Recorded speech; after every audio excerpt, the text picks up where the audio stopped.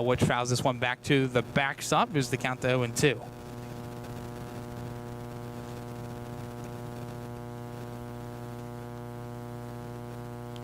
Freeman, 22 hits given up.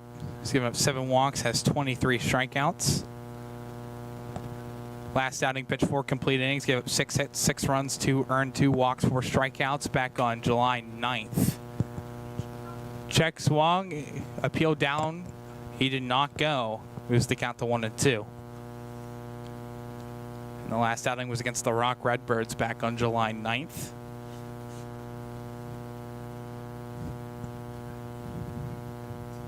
There's the 1-2 line drive right back into the glove. By Zyler Friedman. Comebacker right back at him. He's able to make the catch. 2 outs now in the inning.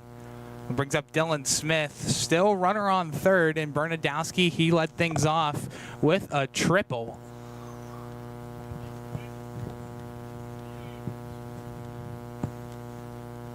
First pitch by Friedman. High fastball, misses outside for a ball. Moves the count to 1-0 to start.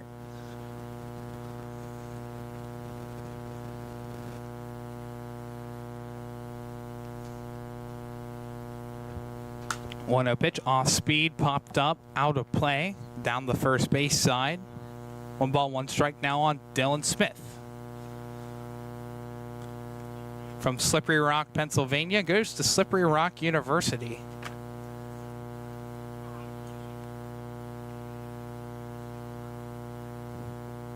One pitch.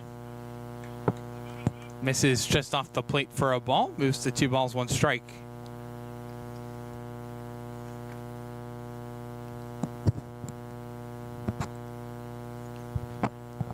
Windup and the 2-1 delivery, swung on and missed for a strike, moves the count to 2-2. Freeman 1 strike away from getting out of a jam. And Bernadowski remains on third base for the Iron Bucks in the top of the first. Here's the 2-2 high fastball, count runs full. Freeman up to 16 pitches thus far.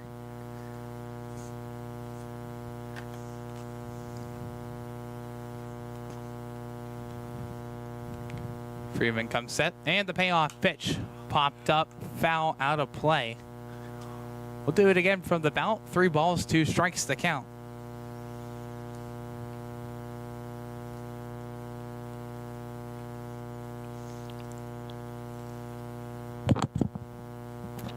Here's the payoff pitch, popped up, first base side, drifting out of play, and this one will get out of play.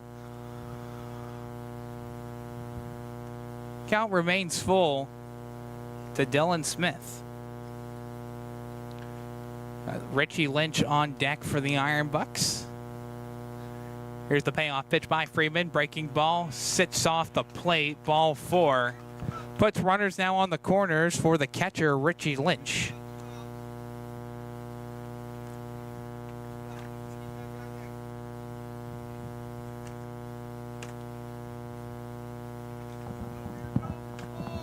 Richie Lynch from Pittsburgh goes to RIT, which is Rochester Institute of Technology, up in New York. Up in the count, 1-0 on Freeman. Smith on first, Bernadowski on third, 2 outs in the top of the first. Scoreless between the Butler Iron Bucks and the Lawrence County Barons. 1-0 pitch on the ground to second. Gets to Ross, throw on to first in time for the 3rd out of the inning. Iron Bucks strand 2 on in the top half of the first. We go to the bottom of the first, scoreless, here from Pemberton Park. Hey, Mom, do you need a ride to the store today? Oh, no thanks, hon. I got it covered. Mike's taking me. Okay, well, you have a doctor's appointment tomorrow, right? I can take you to that. No, I got it covered too. Mike's taking me. Mike? Yes, Mike's my Axe driver. Picks me up right at my door and even helps carry my groceries. It's so convenient to schedule and ride with Axe.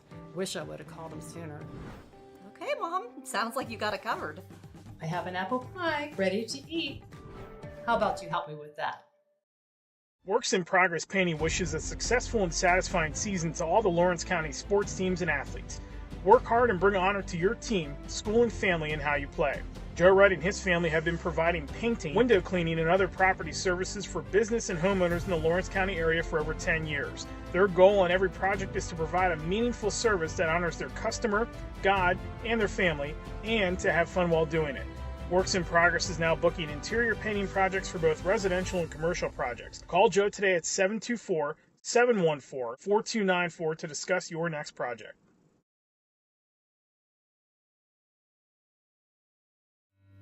When it comes to protecting those you love, the businesses you've built, or the things you've earned, you need someone you can trust. Who better to protect your interests than a local insurance agent?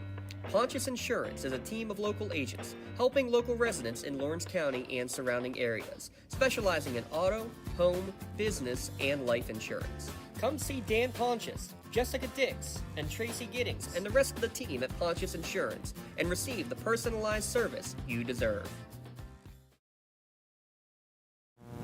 It's time to take a look at the starting lineup for the Lawrence County Barons in the batting order. Tyler Burek will bat first. Braden Ziegler bats second. Batting third will be Ben Miller. Batting fourth, Sam Illich. Trey Ross will bat fifth. Tristan Wyman will bat sixth. Quinn Carney will make his Barons collegiate debut, batting seventh. Lucas Santini will bat eighth. And Dom Cusatrone will round out the batting order, batting ninth. Defensive alignment for the Iron Bucks, Noah Kazer in left field, Chad Helwich at center, Dylan Smith in right field, Noah Lejeune at third, Brady Stone at short, Chase Lemke at second, Aiden Fowler at first, Reggie Lynch behind the plate, Anthony Locastro, your starting pitcher for the Butler Iron Bucks from Pittsburgh, Pennsylvania, and goes to Pitt Greensburg. Count is 0-1 on Tyler Burek. Breaking ball in there, called a strike on the outer part of the plate, moves the count to 0-2. Tyler Burek batting .415, 21 RBIs, just recently hit his first home run of the season, a 3-run blast on Sunday. It's a ground ball to third. Lejeune has it. Throw across the diamond to first in time. 1 up, 1 down to start the bottom half of the first.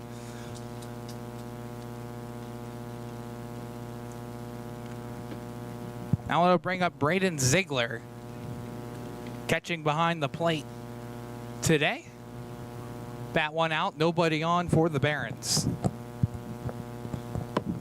First pitch by Locastro, high and inside for a ball, 1-0.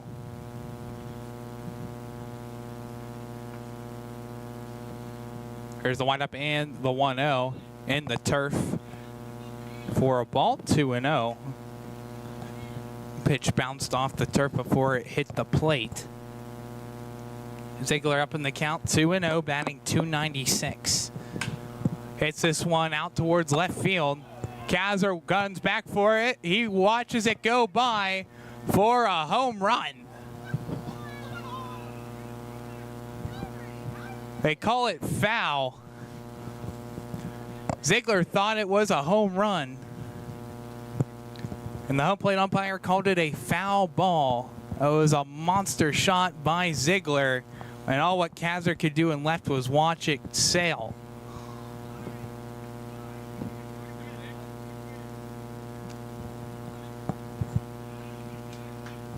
And the dimensions are a little bit shorter than what it is at Flaherty Field.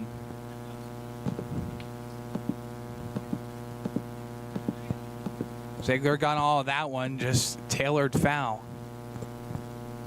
2-1 pitch on the ground, third base side. Lejeune has it on a hop. Throw across the first is just in time to retire Ziegler.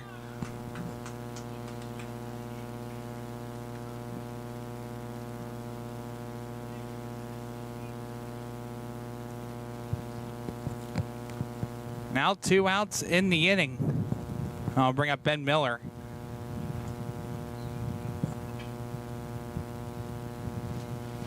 First pitch by Locastro. Miller showed bunt. Pitch goes outside. 1-0 the count to start.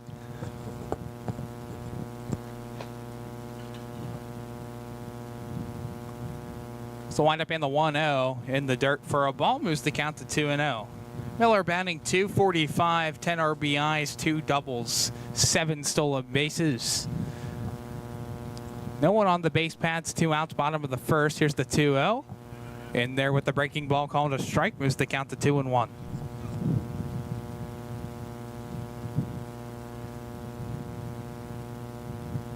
2-1 pitch on the ground.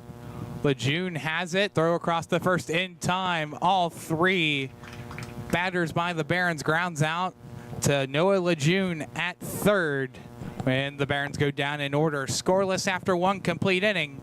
You are watching Lawrence County Barons baseball on the Lawrence County Sportsnet, powered by LCAP. Nick's Auto Body, trust your body in our hands. From a scratch to a dent to a major repair, Nick's your man. Making your car look as good as new.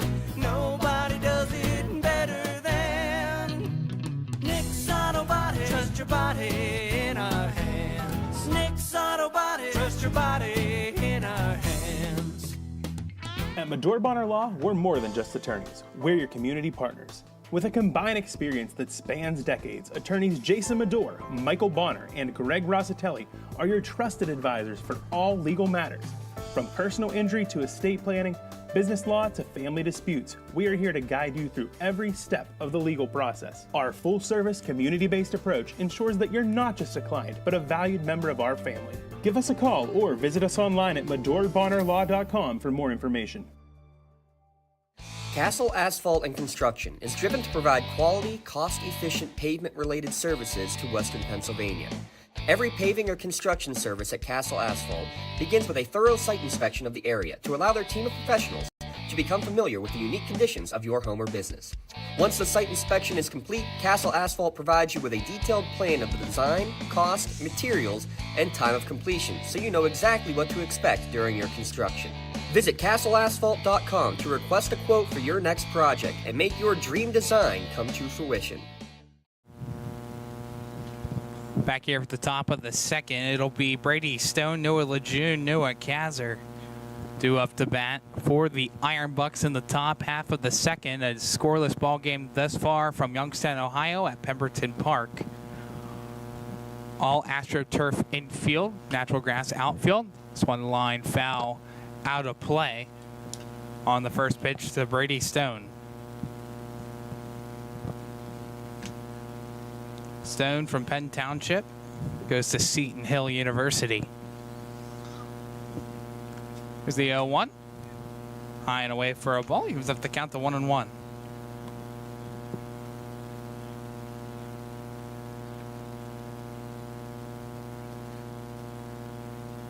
One pitch. Breaking ball misses off the plate for a ball. Moves the count to 2-1.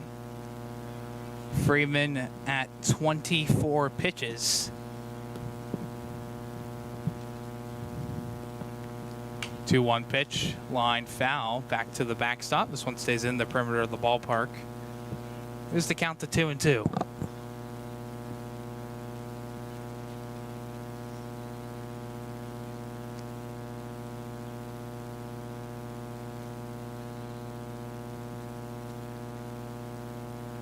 Freeman comes set. The windup and the pitch. Ground ball, first base side off the glove of Illich, picked up by Ross. Ross has no one to throw it to. It'll be an infield single for Brady Stone.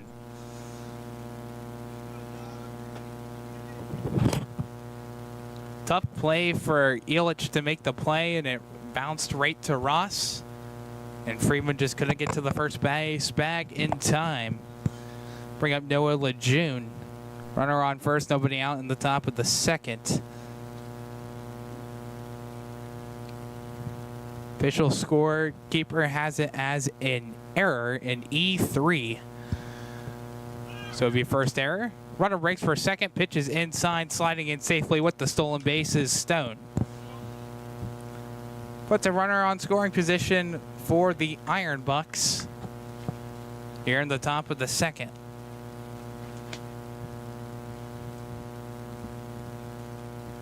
Here's the 1-0 pitch, swung on and missed. Came out of the glove of Ziegler. Count even up at 1-1.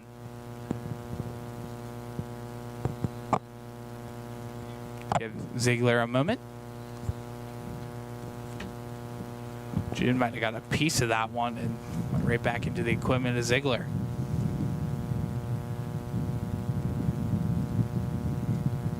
Here's the 1-1. Pitch high and in for a ball. Moves the count to 2-1.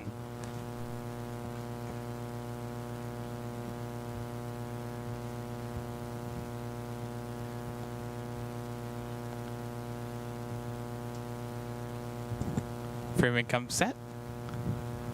Runner breaks for second. They're going to throw to third, and the throw is bounced. The tag applied, and in there safely is Stone.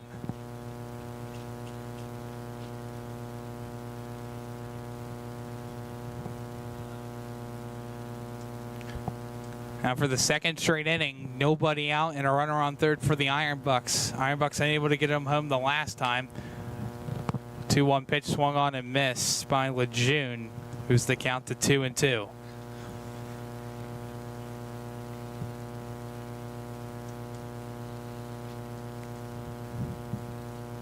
Wind up and the 2-2.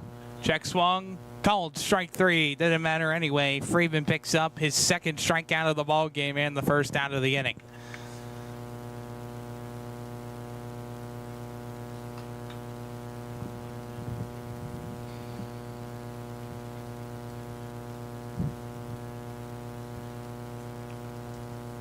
Now Noah Kazer steps in.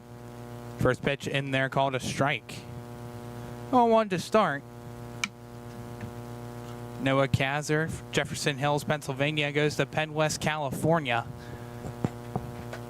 0-1 pitch, high and in for a ball. Moves the count evened up at 1-1.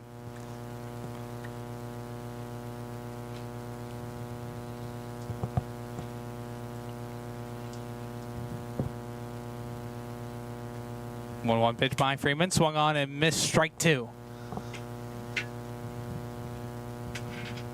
1-2 the count, one out, top of the second, runner on third. Nothing score so far. Final game of the regular season for both of these teams. 1-2 pitch, swung on and missed, strike three. Back-to-back strikeouts for Zyler Freeman. He's got his third strikeout of the ball game. Big second out in the inning for the Barons. Now they'll face Aiden Fowler.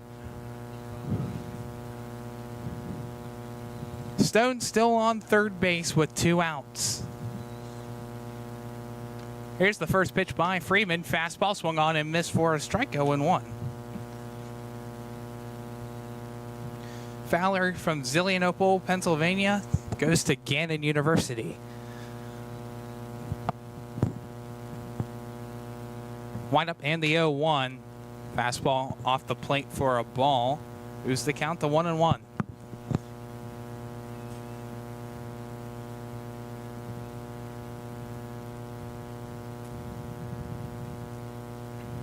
One pitch, breaking ball, whiffed on by Fowler, 1-2.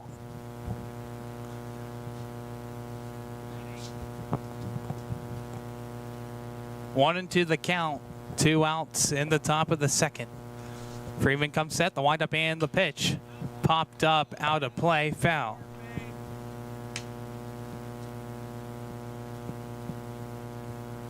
Count remains 1 ball, 2 strikes on Fowler. Fowler not trying to strand a second straight base runner on third in the second straight inning. Wind up 1-2 pitch. Fastball high and in for a ball. Count moves to 2-2.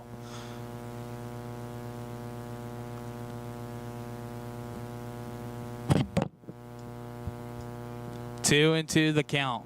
2 outs. Here's the pitch in the turf for a ball. Great stop by Ziegler. Count runs full.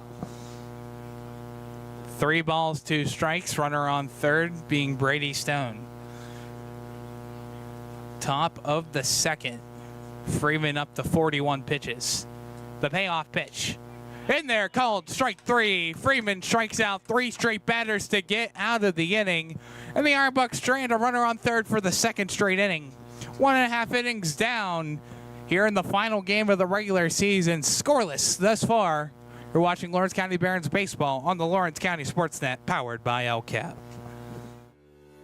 For 20 years, Melee Chiropractic has treated athletes of all ages to help them get safely back to the top of their game. Maley Chiropractic has 3 full-time doctors in their office, and all 3 are former area athletes who have had to battle injuries throughout their careers. They want to help you get safely back on your feet. But more importantly, help stop the injuries before they happen. Prehab before you rehab. Attention all high school student athletes. During your sports season, a $30 visit to the Maley Chiropractic office includes an adjustment and/or all therapy is necessary. From the athletes of tomorrow to the weekend warriors and everything in between. Let Maley Chiropractic keep you in the game. I love what I do because coming in every day is different. How can you not enjoy these kids coming up and hugging you and giving you these great smiles all throughout the day? Seeing the progress that our kids make every single day is one of the reasons I love coming to school. What should we do? We have fun. LCAP Early Learning Centers is hiring. Help empower young minds in Lawrence County and become a superhero today. Apply at lcap.org. Sam Illich will kick things off for the Barons. Batting at the cleanup spot here in the bottom of the second. Castro is ready to go. Kicks and fires. First pitch at the bottom of the second. Breaking ball high and in for a ball. 1-0 to start. Sam Illich coming off of a 5 RBI game against the 4-1-2 Titans. Pops this one up just out of play. This one into the stands.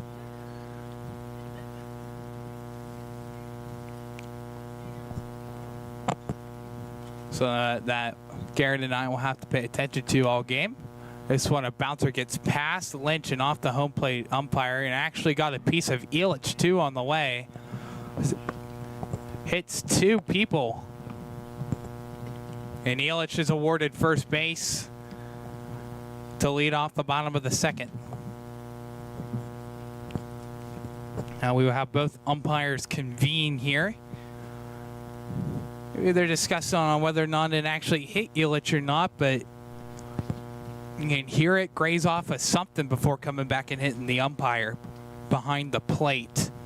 And he will be awarded first base with the hit by pitch. So Illich on base represents the first base runner the Barons have had all game thus far. Puts a runner on first for Trey Ross. Ross batting .636. This is his 4th appearance on the season, 3rd Alliance collegiate game. This one comes in and hits him. On the first pitch, Ross sees he gets first base on back-to-back hit by pitches. Puts Illich on second and Ross on first now for Tristan Wyman.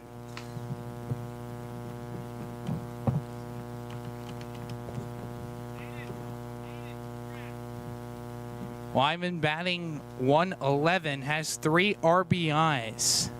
Has Illich on second and Ross on first. First pitch by LaCastro is popped up in the infield.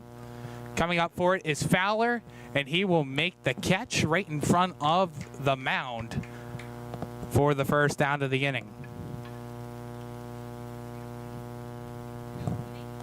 Now it'll bring up Quinn Carney, making his Barons collegiate debut, going to California University of Pennsylvania. First pitch misses low for a ball, 1-0. Carney, part of the 18U baseball team for the Barons, called up to make his collegiate debut. Castro comes set. Here's the 1-0 on the ground, third base side. Oh! Past the glove by Lejeune into left field. Illich will come home and he will score standing. First at bat for Quinn Carney is an RBI single. Barons in front 1-0 here in the bottom of the second. Ross will move up to second, put runners on first and second now for Luca Santini.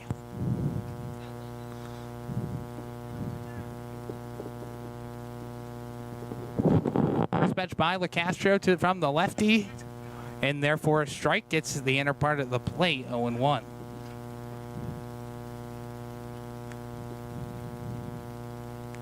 Only his second appearance batting this season. Shows bunt down and went the whole way around, and now they have Carney in a rundown. Fowler over to second to Lemke. Lemke will put the tag, but enough for Ross to get over to third. Now 2 outs in the inning. Runner 90 feet away from giving the Barons an insurance run.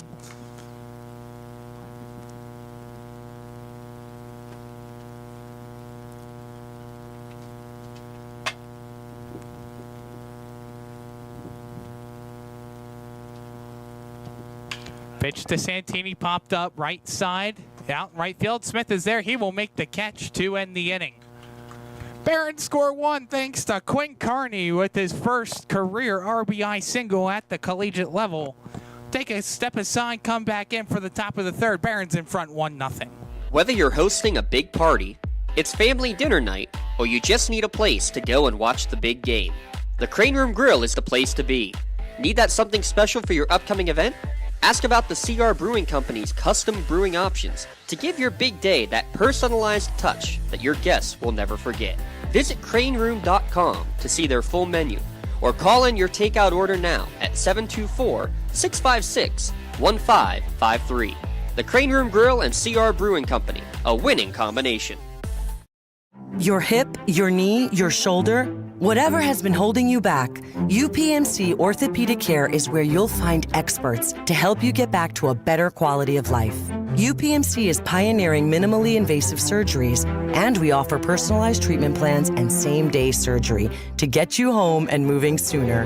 It's your ankle, your elbow, your hand, and it's your move. Visit upmc.com/ortho to learn how UPMC can help.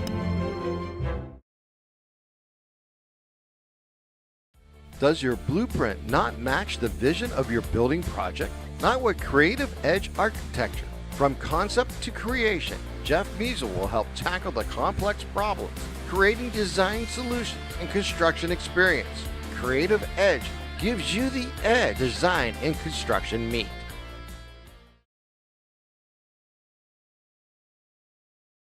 Tired of gasoline costs? Why drive? Let the Newcastle Transit Authority take you where you want to go.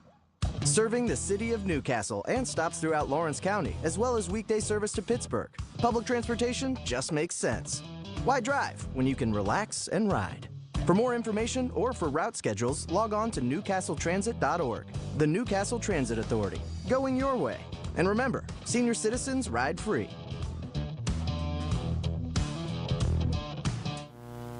First pitch by Tyler Houck misses outside and in the turf for a ball to Max Bernadowski. Tyler Houck coming to relief after 2 complete innings pitched by Zyler Friedman. Gave up 1 hit, 1 walk, and 4 strikeouts in his outing.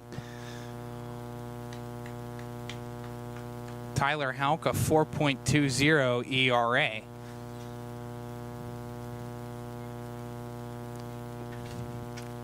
Here's the 3-0 pitch, popped up, foul, out of play. Who's to count the 3-1?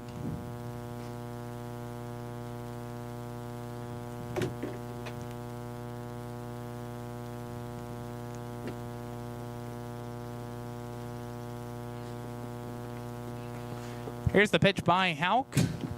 Line back to the backstop. Count runs full. 3 balls, 2 strikes.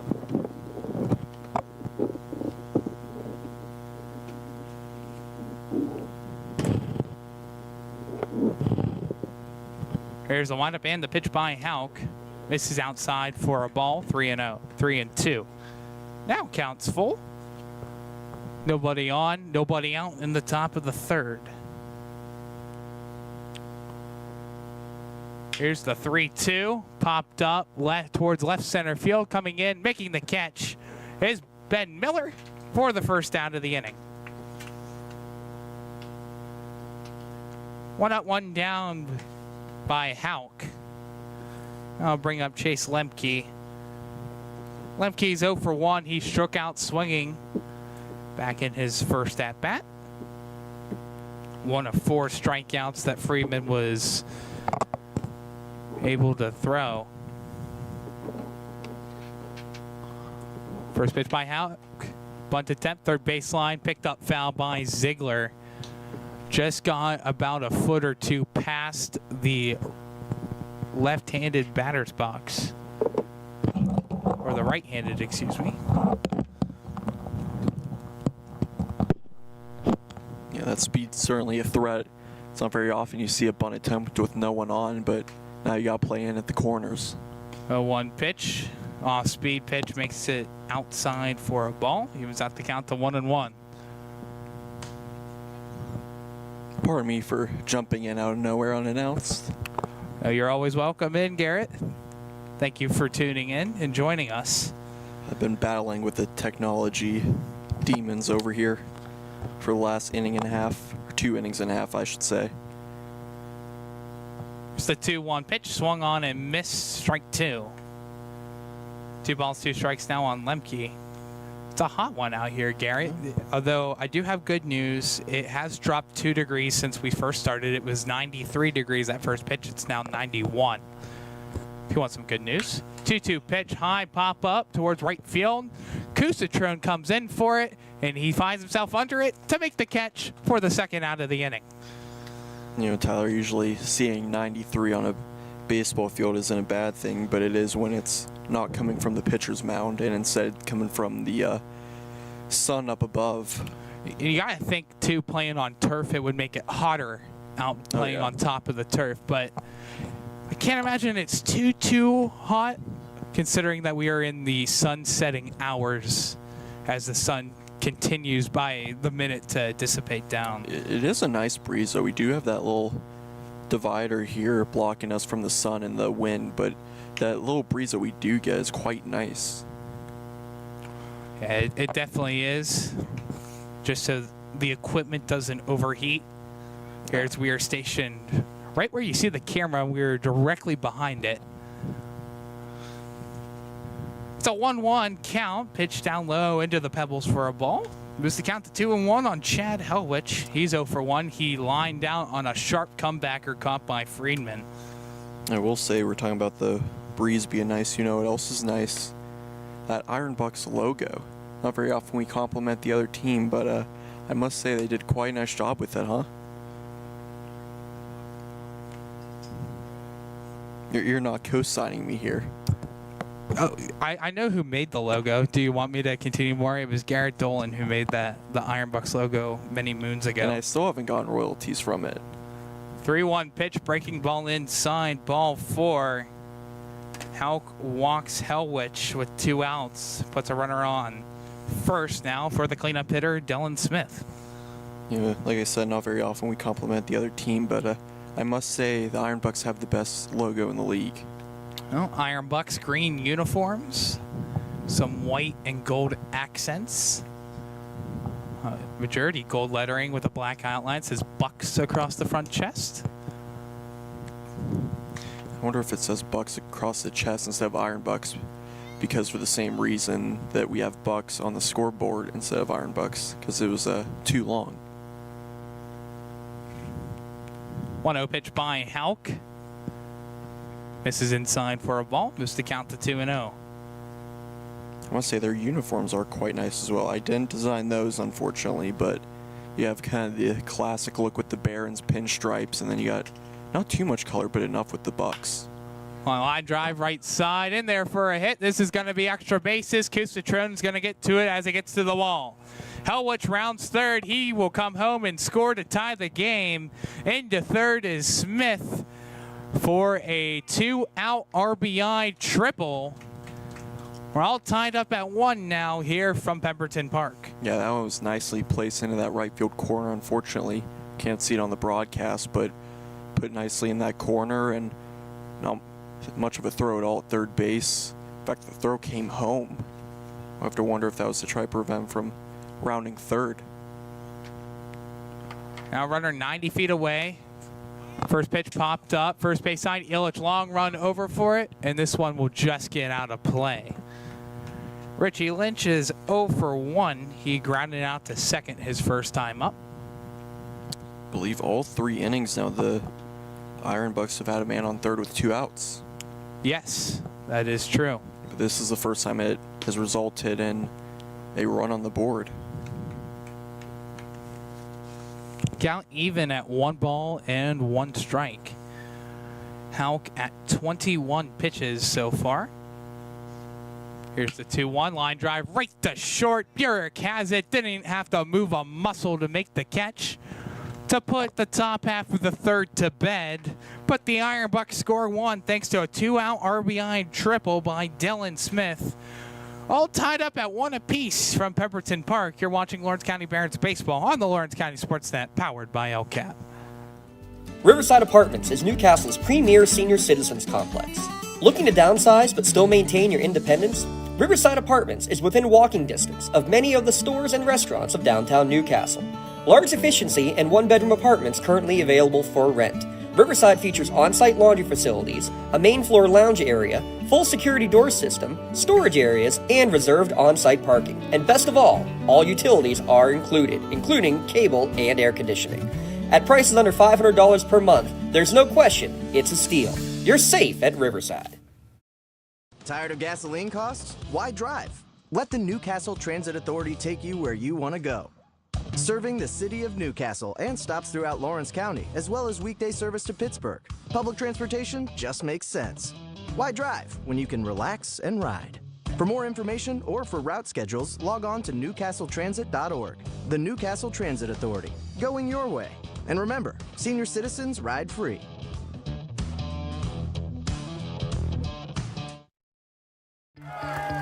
Like in sports, it takes a great team to protect you, your family, and your business. MVP Insurance is that team. From home and auto to life and commercial insurance, you can count on us for coverage that adapts to your needs. We're committed to excellence for our clients' experience and in serving our community. It's a winning combination. MVP Insurance.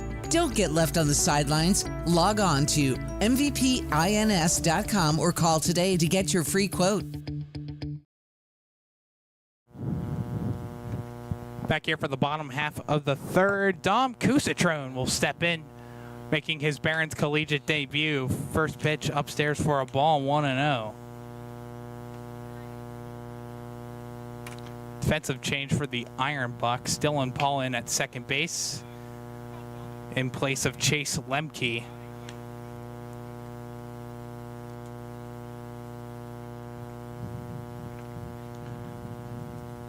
Count is 1-1 on Kusitrone. This one popped up left center field side, and this one's getting in for a base hit. First career collegiate hit for Dom Kusitrone. Much like Quinn Carney in his first at-bat getting a single, Kusitrone follows up with just the same. Yeah, next man up mentality, the young Barons doing their job, getting on base. Gotta love to see it if you're Coach Francis. Bring up Tyler Burek, the top of the order. First pitch fouled on back to the backstop by Burek, 0-1. Tied game 1-1 here in the bottom of the third and final regular season game for both teams and across the entire league. Pick off attempt back at first. This one gets by Fowler, and Kusitrone will move into second. Into scoring position on a ball that goes wild past Fowler. Duck on the pond now for the Barons.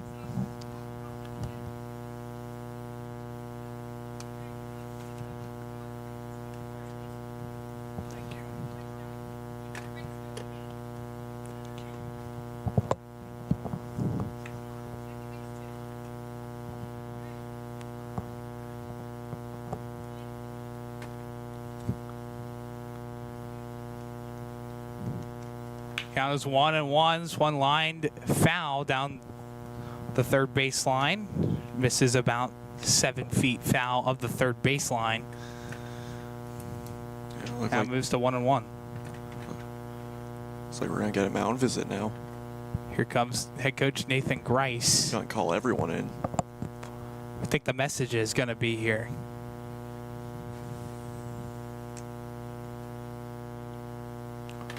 With Kusitrone on second and nobody out. And again, LeCastro facing the entire top of the order for the Barons. What would your message be, Garrett? If I was the coach? Yes. Truth be told, it seems more like an infielder meeting than an actual pitcher meeting, so I'm not entirely sure what the message is here to begin with. You would imagine it has to do with Cusitrone saying on second, maybe that errant throw at first, but when in doubt, probably just telling him, hey, calm down. Maybe they're telling him how to deal with Cusitrone there. You mentioned you have the top of the lineup here with Burek up, so deal with them accordingly.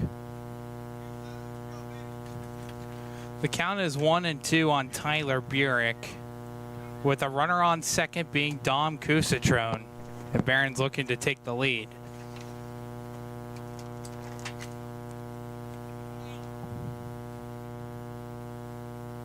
So a meeting between the umpire and head coach. Hopefully everything's all set out in order. And Burek 0 for 1 today. He grounded out to third his first time up. Exactly what Ziegler and Miller did all in the first inning. 1-2 pitch by LeCastro. Line drive center field in there for a single. Cusitrone will stay put at third. Put runners on the corners now with Braden Ziegler coming up to bat. Barron's knocking on the door for taking back their one-run lead. Well, not exactly the home run that he wanted on the stream, but nothing wrong with the single. Now you got runners on the corners. Still no one out for Braden Ziegler. Great that you mentioned that. Ziegler in his last at bat just foul on a home run ball. He's 0 for 1, grounded out to third. First pitch by Ziegler misses low below the knees for a ball, 1-0.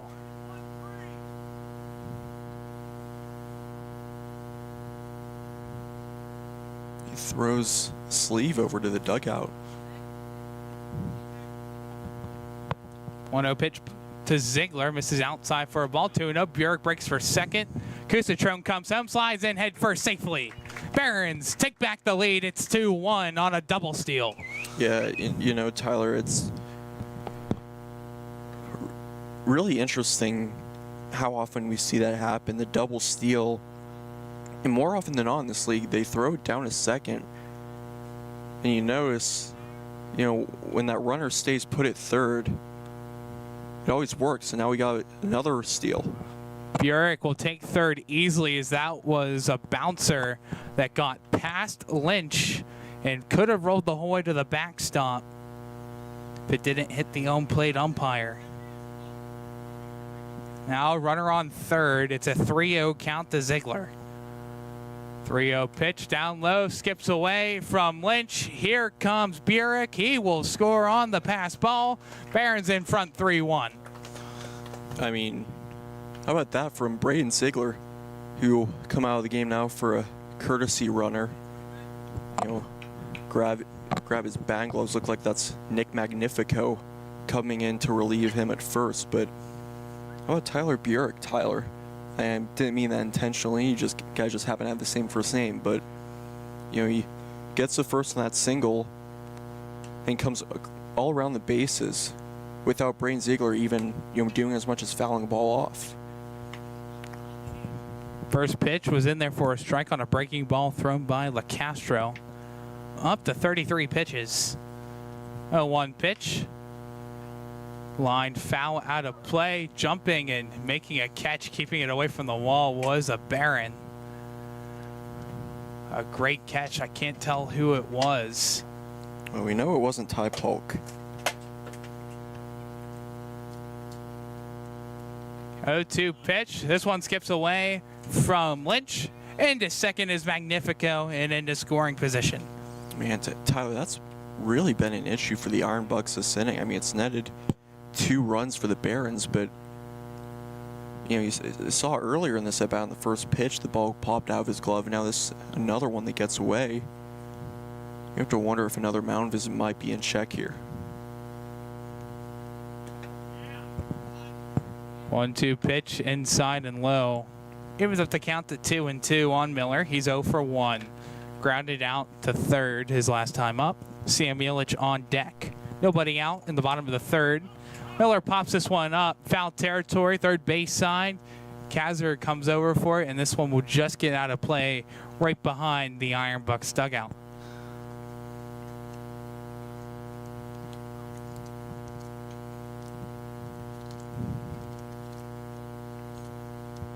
Count remains 2 balls, 2 strikes. Here's the pitch by LaCastro. Chopper, third base side, foul. It's a heck of a job here from Ben Miller, up in that pitch count, staying alive. It's one of those at-bats that really gets under a pitcher's skin. Castro up to 38 pitches through 2 complete innings. 2-2 pitch, gets past the glove of LaCastro to second. Lejeune has it, throw across to first in time for the first out. Magnifico moves over to third. Now 90 feet away, 1 out in the bottom half of the third. Yeah, not necessarily the outcome of that at-bat that Ben Miller likely wanted, but it's still a heck of an at-bat. You get the pitch count up, you frustrate the pitcher a little, and then, you know, it's also productive out because you move Magnifico over to third with only 1 out. First pitch to Sam Illich, misses down low for a ball, 1-0 the count. And surprisingly, that infield coming in, see almost all 4 guys playing on the grass. 1-0 pitch, ground ball, foul, without the chain link fence and a stanchion. I was coming right to you, Garrett. I was ready for it. Probably got a good view of that one on camera rolling back. 1-1 pitch by LaCastro, down low into the pebbles for a ball, moves the count to 2-1. It's a nice hold there from Sam Illich. Ziegler still on third, or excuse me, Magnifico still on third, courtesy running for Braden Ziegler. 2-1 pitch, called a strike right along the knees, evens up the count to 2-2. Wow.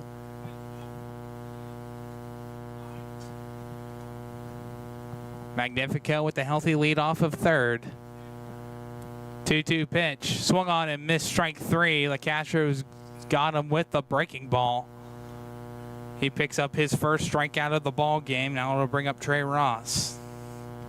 Another chance here, like we mentioned earlier, Tyler, for the young Barons to step up and add some insurance here, or I guess more insurance. First pitch to Ross, down low into the pebbles for a ball. 1-0.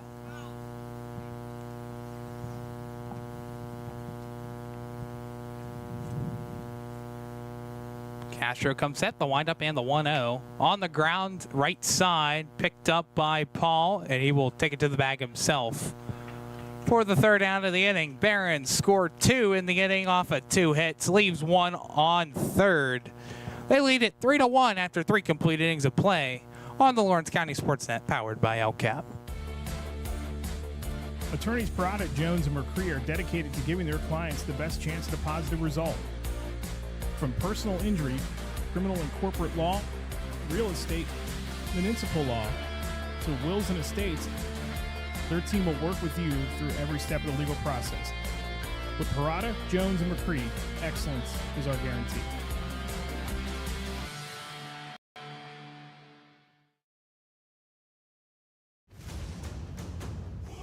Congratulations to our May LCAP Team of the Month. The Lawrence County Sports Network is proud to honor Shenango Girls Track and Field as the LCAP Team of the Month.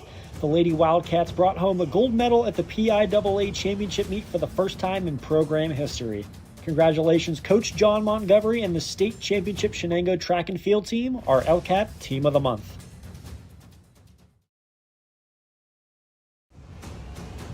Lawrence County Sportsnet is proud to honor Laurel's Kevin Mahoney as the May Red Zone Male Athlete of the Month. Kevin won Whitfield gold medals in the shot put and discus and was the state runner-up in shot put and 7th in discus. LC Sportsnet is also proud to honor Laurel's Lexi Geiwitz and Shenango's Anna McKinley as the May Red Zone Female Athletes of the Month. Lexi repeated as the PIAA shot put champion, while Anna took home state gold in the javelin and also finished 5th in shot put. Congratulations and best of luck to Shenango's Anna McKinley and Laurel's Lexi Geiwitz and Kevin Mahoney, the Male Red Zone Athletes of the Month. It'll be Stone, Lejeune, and Kaiser due up to bat here in the top of the 4th for the Butler Iron Bucks. For the Lawrence County Barons, up in front 3-1.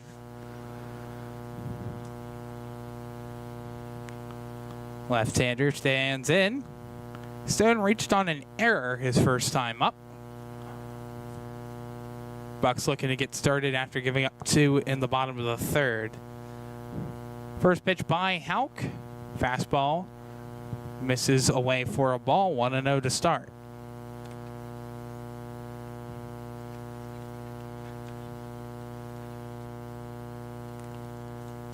Houck kicks and fires. Popped up foul out of play. Moves the count to 1-1.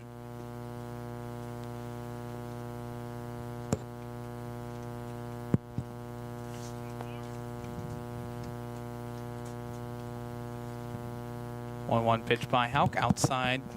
Here's the count. 2 balls, 1 strike. Great news. The temperature has dropped another degree down to 90. Still warm outside in Youngstown, Ohio. One popped up to left. Carney treading towards the line. He's there to make the catch. 1 out here to start the top of the 4th.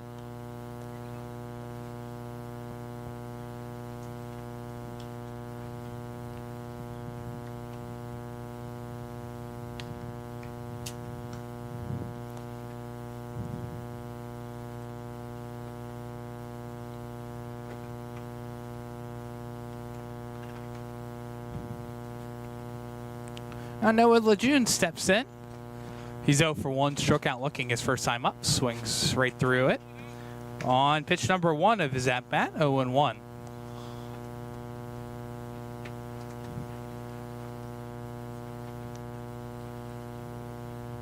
One pitch comes in and hits him.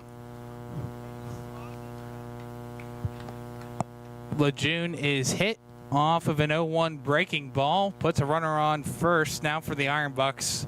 Only 1 out in the top of the 4th. Now brings up Noah Kazar.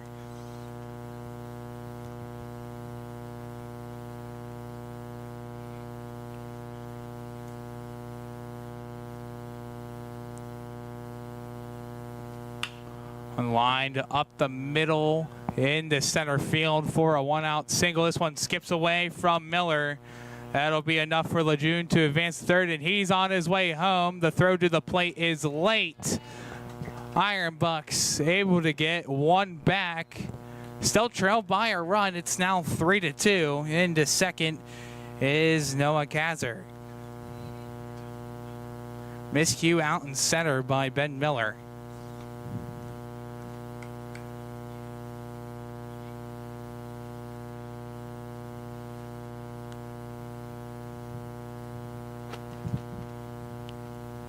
Brings up Aiden Fowler. Line drive right to second off the glove of Ross. He picks it up and everyone's going to advance. A base safe. Fowler to first. Kazar to third. Runners on the corners. 1 out in the inning for Max Bernadowski.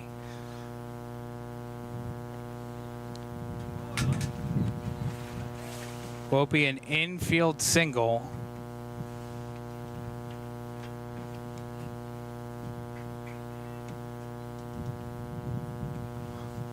Bernadowski is 1 for 2. First pitch breaking ball misses inside for a ball. 1-0.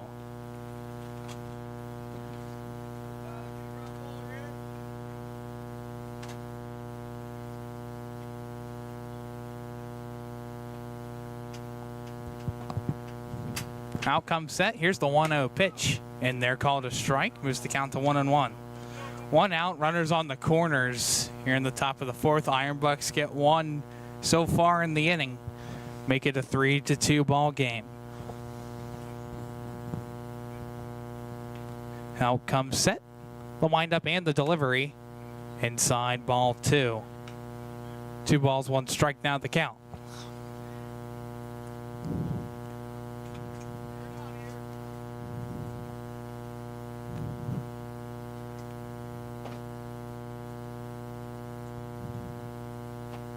Two, 1. Line drive left field in there for a base hit. That'll tie up the ball game with Kazar scoring easily with no trouble at all. RBI single for Max Bernadowski.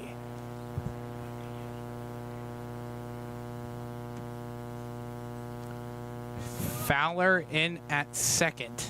Runners on first and second now. 1 out. Brings up Dylan Paul. First pitch popped up right side. Foul out of play.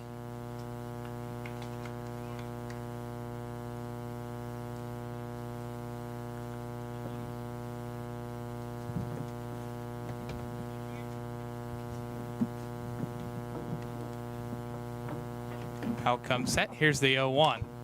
Popped up, first base side, out of play.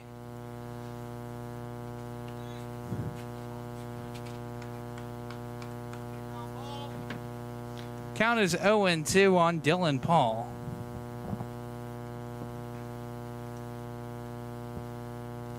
Out comes set. From center to receiver. Fastball in there, called strike 3. Big second out in the inning. For the Barons, Tyler Houck picks up his first strikeout of the ball game. Still runners on first and second. Now brings up Chad Helwich.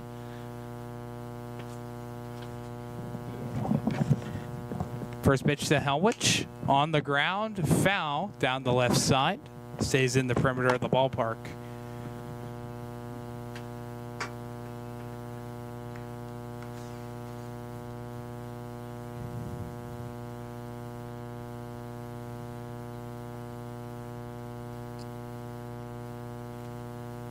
Out comes set, checks back at second and Fowler. The windup and the pitch. This is up high for a ball. He evens up the count to 1-1. 1-1 the count. Helwich 0 for 1 in 2 plate appearances. 1-1 pitch. In there called a strike. Moves the count to 1-2. Helwich walked back in the third inning, came the whole way around and scored the first run of the game for the Iron Bucks.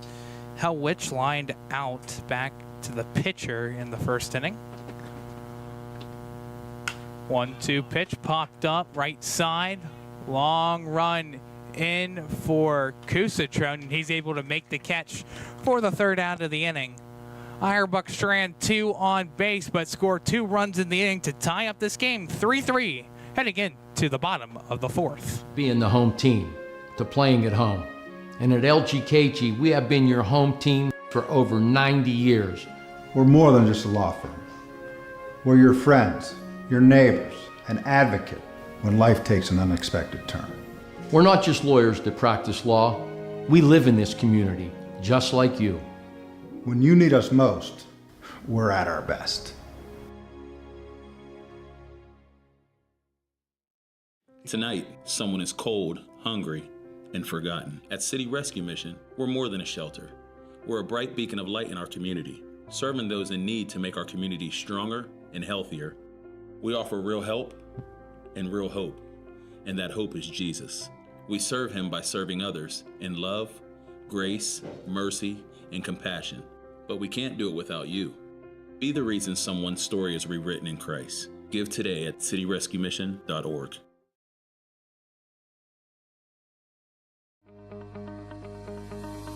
No two companies create the same way. Toshiba empowers the art of business by uniquely enabling businesses to work with tools designed specifically for them. In a constantly evolving world, business communication must be agile, efficient, and fast. Toshiba is the company that helps you manage it all, from paper to digital to screen and back again. Toshiba, empowering the art of business. Count is 1-0 to Tristan Wyman. Wyman batting 111, 0 for 1, swings right through that one, even up the count, 1-1. Be Wyman, Carney, Santini, 2 up in order, 6, 7, 8. 1-1 pitch. Line drive center field, coming in for it, and making the catch on the run coming up is Chad Helwich for the first out of the inning. Defensive changes all around the board for the Iron Bucks, with Fowler out in left field now, Noah Kazer at third, Noah Lejeune at second, Dylan Paul at first. First pitch to Carney. Small dribbler right back to LaCastro. Throw on to first in time. 2 up, 2 down in only 3 pitches.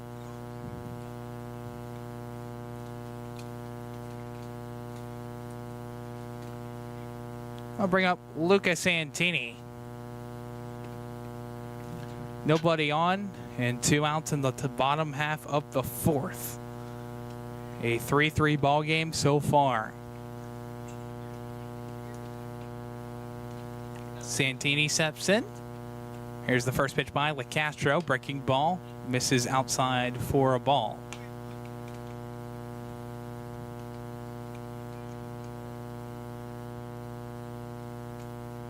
One-zero pitch. Breaking ball misses outside. 2-0. The count now on Santini.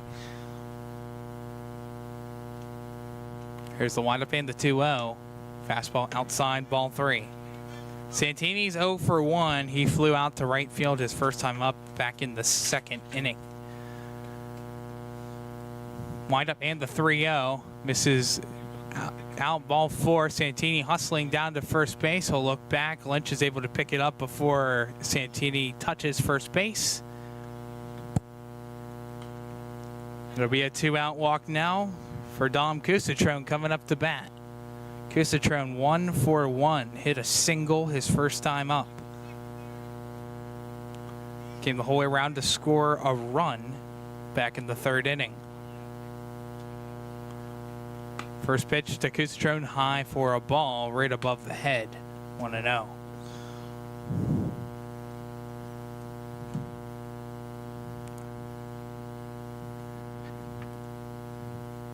So wind up and a pickoff attempt instead of the throwdown. Tag is late by Paul. Top of the order due up to bat next for the Barons with Tyler Burek on deck. Wind up and the 1-0. Fly ball right field. Smith comes in, finds it, and makes the catch for the 3rd out of the inning. 1 Baron left on base in the bottom half of the 4th. 4 complete innings down. Still tied just like how we started. Only it's 3-3. You're watching Lawrence County Barons baseball on the Lawrence County Sportsnet, powered by LCAP. GEM building contractors and developers have a proven record of performance on any size project. They bring value, local craftsmanship, expert management to meet any challenge. From design construction, from inspection to budget estimation, GEM Builder has been building our community for 70 years.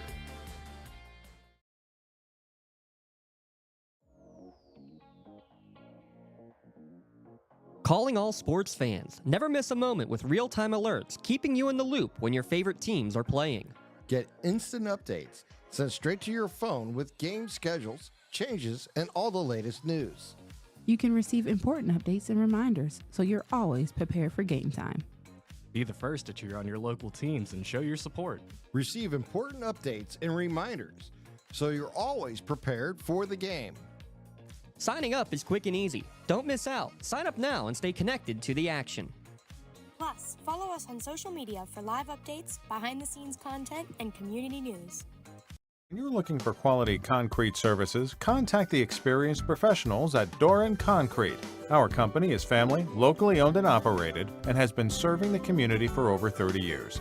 Get residential or commercial concrete services for any size job. Our skilled professionals offer prompt and reliable services at an affordable price. We believe in the principles of honesty, integrity, and reliability. Get in touch with us for exceptional concrete services at prices that you can afford.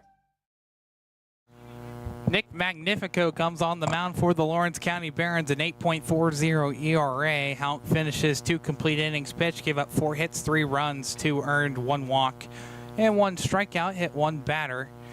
He will face Dylan Smith, Richie Lynch, and Brady Stone here in the top half of the 5th. For Smith, he's 1 for 1 in 2 plate appearances. He walked in the 1st and hit a triple in the 3rd. First pitch is a high pop-up. Coming in for it is Ross, and he finds it. 1 pitch, 1 out to start the 5th.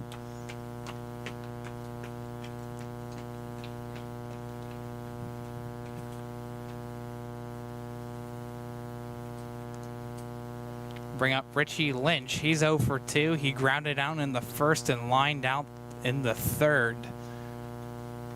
1 out, nobody on for the Iron Bucks. First pitch, breaking ball in there, called a strike, 0-1.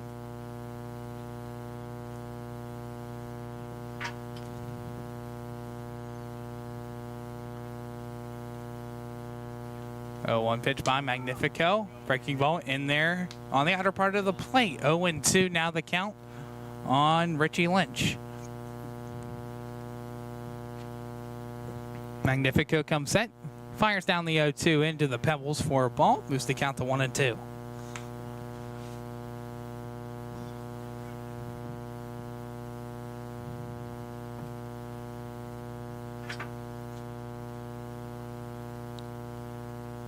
Here's the windup and the 1-2 pitch by Magnifico. In there, called strike 3. Magnifico with his first strikeout of the game. It's the second out of the inning. Now he will face Brady Stone.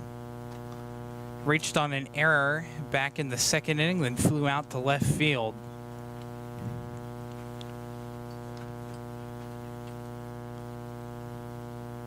Magnifico at 5 pitches. Here's pitch number 6. Breaking ball in there, called a strike, 0-1.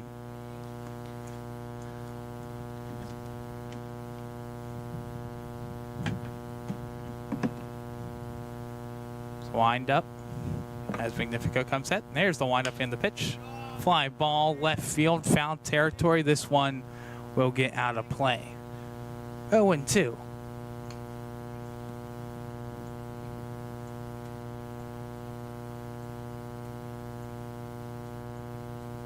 Magnifico looking to strike out his second straight batter and retire the Iron Bucks in order for the first time of the game.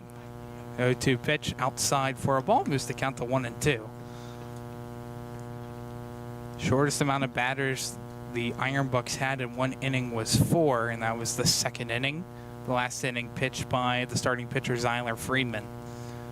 1-2 pitch misses outside for a ball, moves the count to 2-2.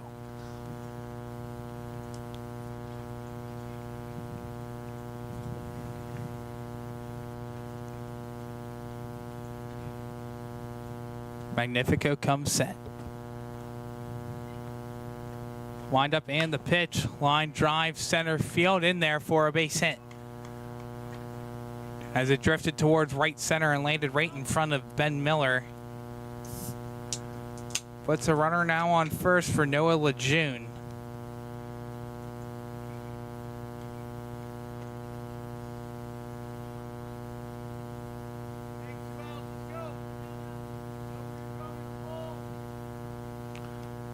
Lejeune is 0 for 1.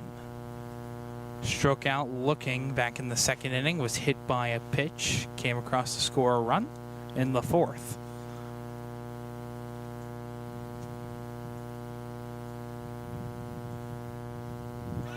Runner breaks for second, first pitch line foul. Would have landed in fair territory, could have been extra bases and maybe the go-ahead run.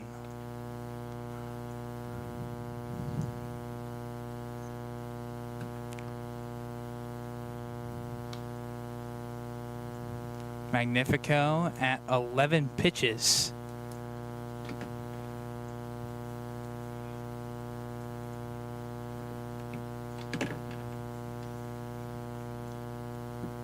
Pickoff attempt by Magnifico. This one skips away from Mielich, and Stone's on the run to second, and he will try and take third. Throw is cut off by Magnifico, and the throw gets to Wyman late. Stone goes from the right side of the diamond to the left. On just one mistake by the Barons, go ahead run 90 feet away.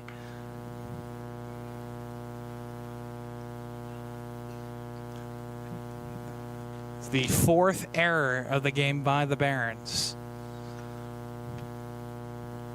There's the 0-1 pitch, misses away from Ziegler, and coming home and scoring easily is Stone. The Iron Bucks have their first lead of the game. They lead at 4-3.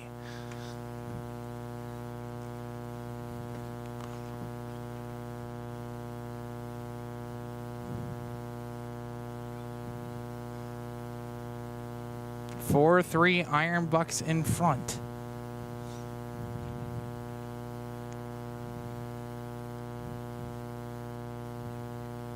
Here's the 1-1. Inside and gets by Ziegler. Count moves to 2-1.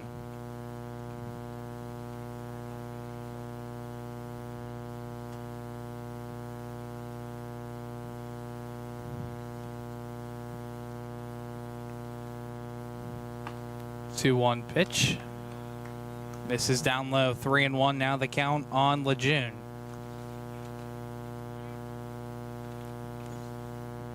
Magnifico set. Here's the 3-1. Soft ground ball. Charging. Getting it is Wyman. Throw on to first. Is not in time. Big infield single for Lejeune. Bring up Noah Kazar. Runner on first, 2 outs in the top half of the 5th. A 4-3 Iron Bucks lead.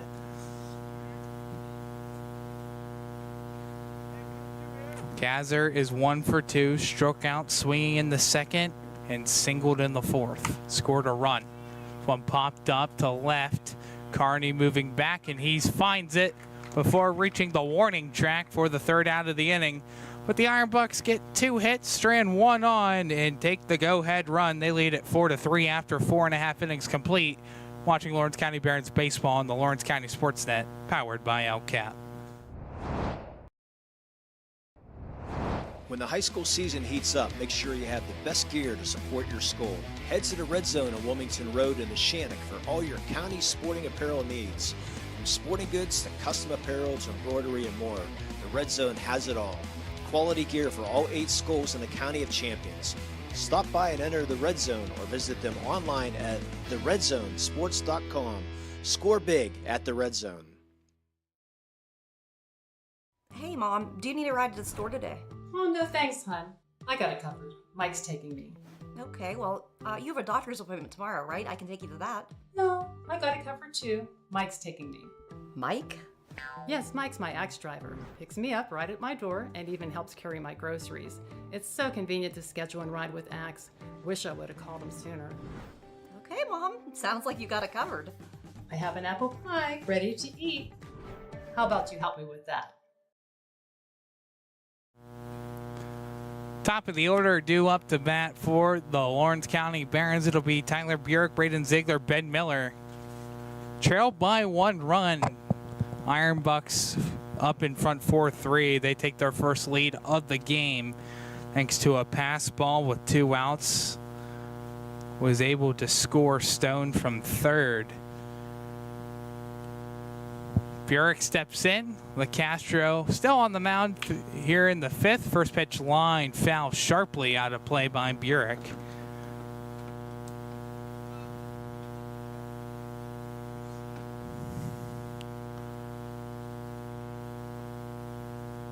It's the 0-1 pitch by LeCastro down low into the pebbles for a ball. Evens out the count to 1-1. And LeCastro goes to pick Greensburg. 1-1 delivery, line drive to second, caught by Noah Lejeune.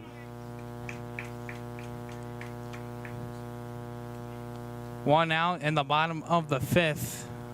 Now bring up Braden Ziegler.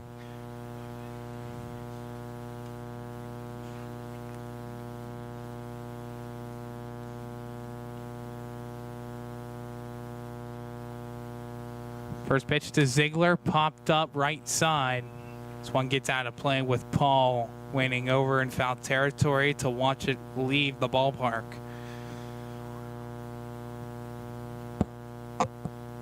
It's the 0-1, misses outside for a ball. He gets up the count to 1-1.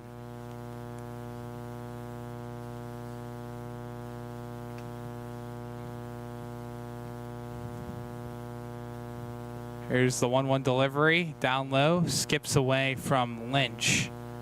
Thankfully for him, though, no one's on base. 2-1 the count, 1 out, nobody on, bottom of the 5th. Iron Bucks in front, 4-3 over the Barons. Chopper to short, charge scooped up by Stone, throw across the first in time, 2 up, 2 down.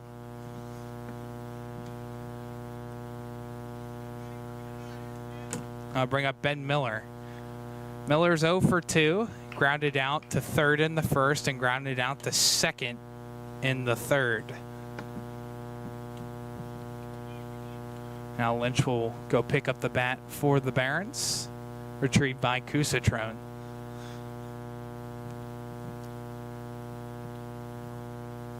Miller steps in with 2 outs and nobody on. First pitch misses outside for a ball, 1-0. Miller batting .245, has 2 doubles. Fouls this one back off the back cage on the backstop, evens up the count 1-1. Castro at 65 pitches currently. Here's pitch number 66. Down low into the turf for a ball, moves the count to 2-1.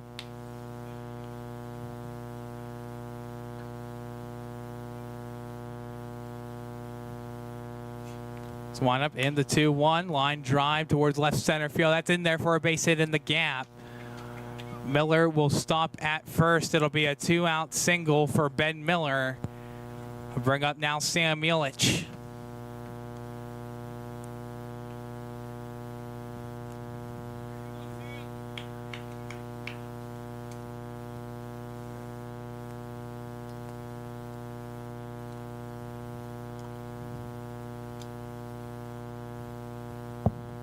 Sam Yelich, 0 for 1, was hit by a pitch and scored a run, though, in the second inning.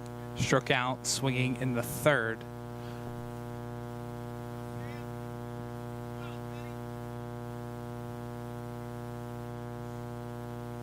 One-0 pitch, swung on and missed by Yelich. Pickoff attempt back at first. It was a long leadoff for Miller. Paul just not able to put the tag on him in time.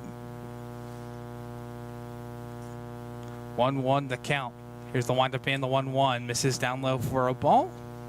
2 balls, 1 strike, now the count.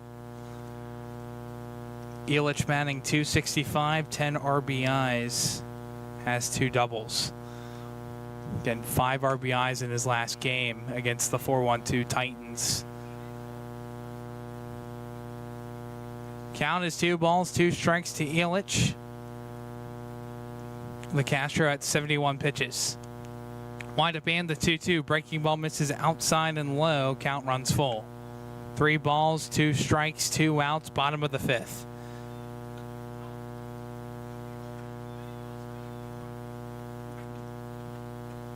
Castro comes set. The payoff pitch popped up left field. Fowler will move over towards the line and will make the catch for the 3rd out of the inning. Berenstrand 1 runner on base with 1 hit in the inning. 5 complete innings down. Iron Bucks in front 4-3 on the Lawrence County Sportsnet, powered by LCAP. Contractors, the Department of Healthy Homes needs you. From small to large residential projects, you can help families live safer and healthier with the quality work you do. It's rewarding in more ways than one. Call LCAP's Department of Healthy Homes today. When it comes to protecting those you love, the businesses you've built, or the things you've earned, you need someone you can trust. Who better to protect your interests than a local insurance agent? Pontius Insurance is a team of local agents helping local residents in Lawrence County and surrounding areas, specializing in auto, home, business, and life insurance. Come see Dan Pontius, Jessica Dix, and Tracy Giddings, and the rest of the team at Pontius Insurance, and receive the personalized service you deserve. Nick's Auto Body, trust your body in our hands. From a scratch to a dent to a major repair, Nick's your man. Making your car look as good as new. Nobody does it better than Nick's Auto Body. Trust your body in our hands. Nick's Auto Body, trust your body in our hands. Back here for the top half of the 6th. It'll be Aiden Fowler, Max Bernadowski, and Dylan Paul due up to bat for the Iron Bucks, in front by 1 run through 5 complete. 4-3 advantage for the Iron Bucks. And Iron Bucks 14-6 overall record, coming in on a 1-game losing streak. 2nd place In the league standings for the Barons, coming in on a 1-game winning streak, 13-8 overall record, coming in on a 1-game winning streak after a doubleheader split between the Barons and the 4-1-2 Titans back on Sunday. Count is 2 balls, no strikes on Fowler. Fowler is 1 for 2, struck out looking in the second, hit a single in the fourth. Hits a small dribbler that stops right in front of Barons head coach Eric Francis in foul territory. Some bullpen action for the Iron Bucks. Looks like the left-hander Colin Pearson out of Mercyhurst University is getting loose. It's a 2-1 pitch, swung on and missed, strike 2. 2-2 the count, nobody out, nobody on. Here on Aiden Fowler. Magnifico set, wind up and the pitch. Hit out towards left field, Carney long run over for it, and this one just Peters foul. That one landed about a foot in front of the wall. Or I should say, in better terminology, the left field fence.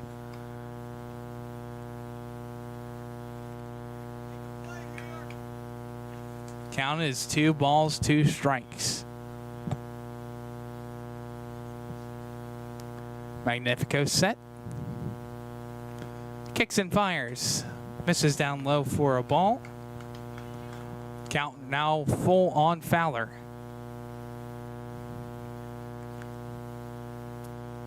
Down to 89 degrees here in Youngstown. Payoff pitch. Breaking ball in there, called strike 3.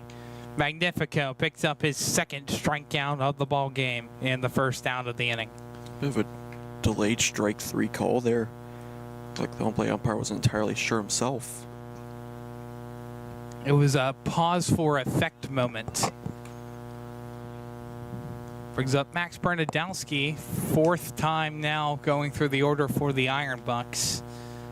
First pitch misses outside for a ball, 1-0. For Bernadowski, he's 2 for 3, has himself an RBI single and a triple.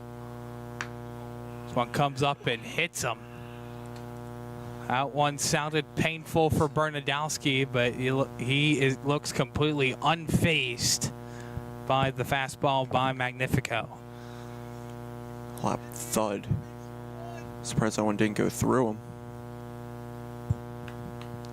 Bernadowski not a stranger to wearing green jerseys with white accents. Brings up Dylan Paul. Dylan Paul's 0 for 3, has 2 strikeouts, and he flew out to right field. First pitch up high for a ball, 1-0. Bernadowski on first. Takes a 4-shuffle leadoff. Magnifico focused on the plate, and he will turn and fire back to first on a pickoff attempt. Illich does not put a tag on Bernadowski.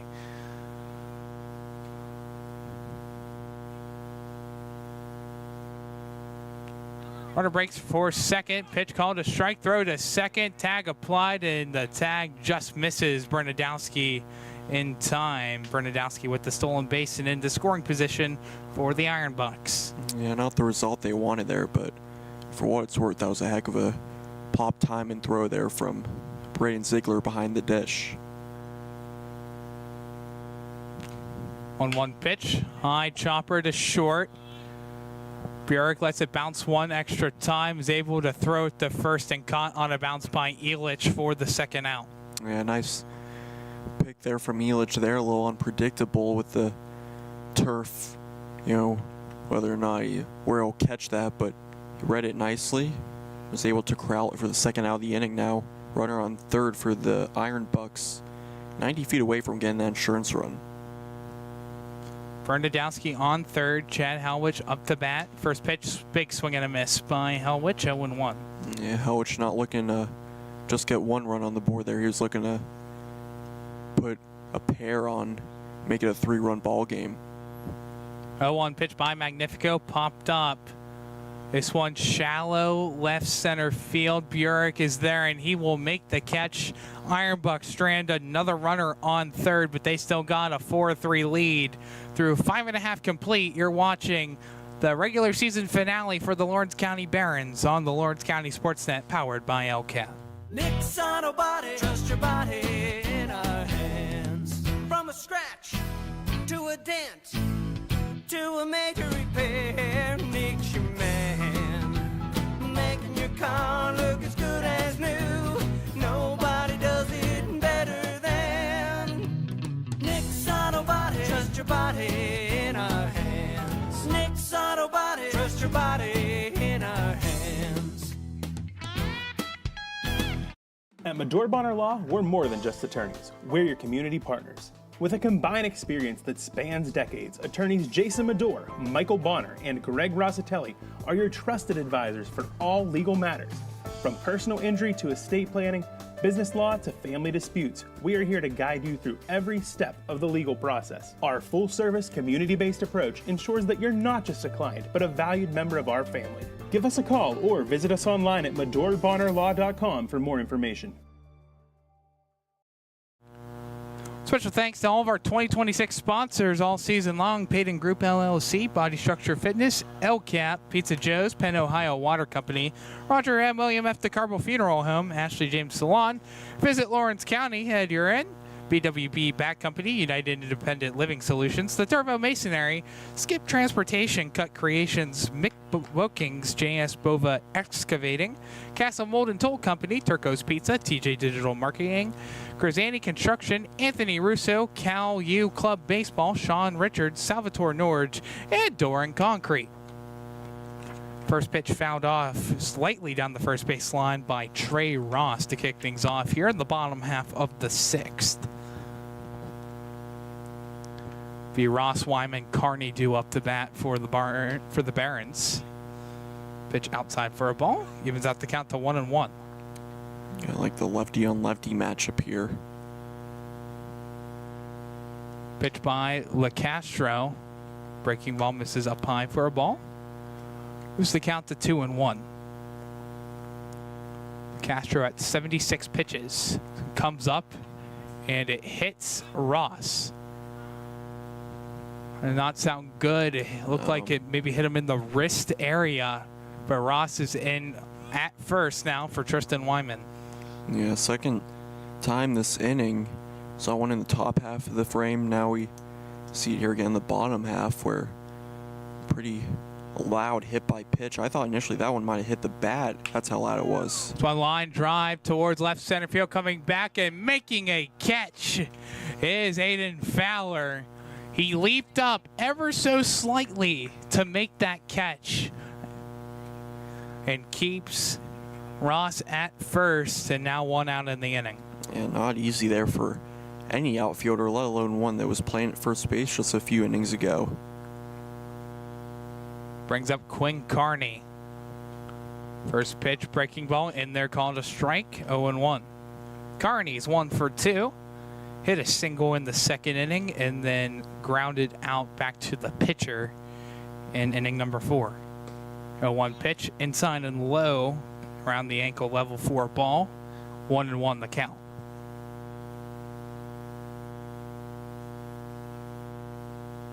Castro comes set. Here's the 1-1. Outside, pickoff attempt back at first. Tag applied by Paul, not in time to retire Ross. Count is 2-1 here on Kearney. Wind up in the 2-1. Inside, skips away past Lynch. Into second is Ross, and into scoring position. Only 180 feet away from the tying run coming across. Some quick math there. Quick, but rather simple. Lucas Santini on deck. 3-1 pitch in there, called a strike. Count runs full now on Kearney.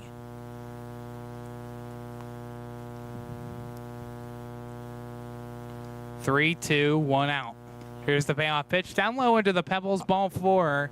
Carney is walked and puts 2 runners on now for Lucas Santini, only 1 away in the bottom half of the 6th. Now here comes head coach Nathan Grice out of the Iron Bucks dugout. Yeah, that called strike 2, maybe a little bit contestable there. Carney not a fan of it, but no question on that ball 4. See if Grice ends up taking out LaCastro, who's sitting at 84 pitches. Pearson's still warming up in the bullpen. Doesn't look like he's moseying his way out to the field. Looks like he's still in the middle of his warm-up routine, so no change here. But you have to imagine if they can get Ross in from second, depending on what Santini does here, you know, what will happen after that. A long talk with all infield in the conversation, and LaCastro will stay in. And LaCastro at 84 pitches so far throughout this game. 44 of them have came in for strikes. He has faced 25 batters. Yeah, this is the young part of the lineup here. You got Trey Ross on second. He was called up. You got Carney at first. He was called up. Santini is just graduated. He's about to be a freshman at Clarion. And then you have Cusatrone on deck. Who was a call up from the 18U team. First pitch was inside to Santini, 1-0. After that, you have the top of the order with Tyler Burick, who I'd love to see get up this inning. Bunt attempt pulled back. Did he go? And he did on the appeal. Evens up the count to 1-1. Yeah, Santini shaking his head, not thrilled with that one, but alas, it's called a strike anyway. Now he's got some work to do. 1 out in the bottom of the 6th. The windup and the pitch. Swung on and missed. Actually got a piece of it on the foul tip. 1-2.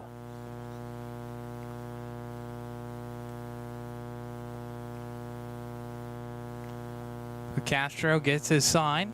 Checks back at second. Fires down the 1-2. This one skips away from Lynch.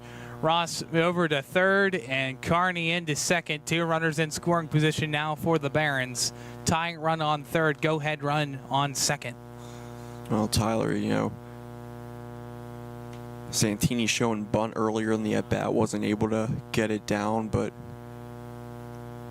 you know, both runners now in scoring position, so he did his job without even putting the ball to the bat. Here's the 2-2. Breaking ball popped up. Center field. Helwich is there. He will make the catch. Here comes Ross tagging the play at the plate. Sliding in safely is Trey Ross. It'll be a sacrifice fly by Lucas Santini to tie this up at 4. Yeah, Tyler, you had to wonder there if that one was hit deep enough. Evidently it was, and you know, it's hard to tell what the play of the plate was going to be. You'd imagine that Ross would have been in there regardless, but certainly didn't help the Iron Bucks. That ball bounced off the mound, maybe got a piece of the pitching rubber and made that errant. First pitch by Cusatrone is popped up out of play on the first base side. 0-1. Carney remains on second.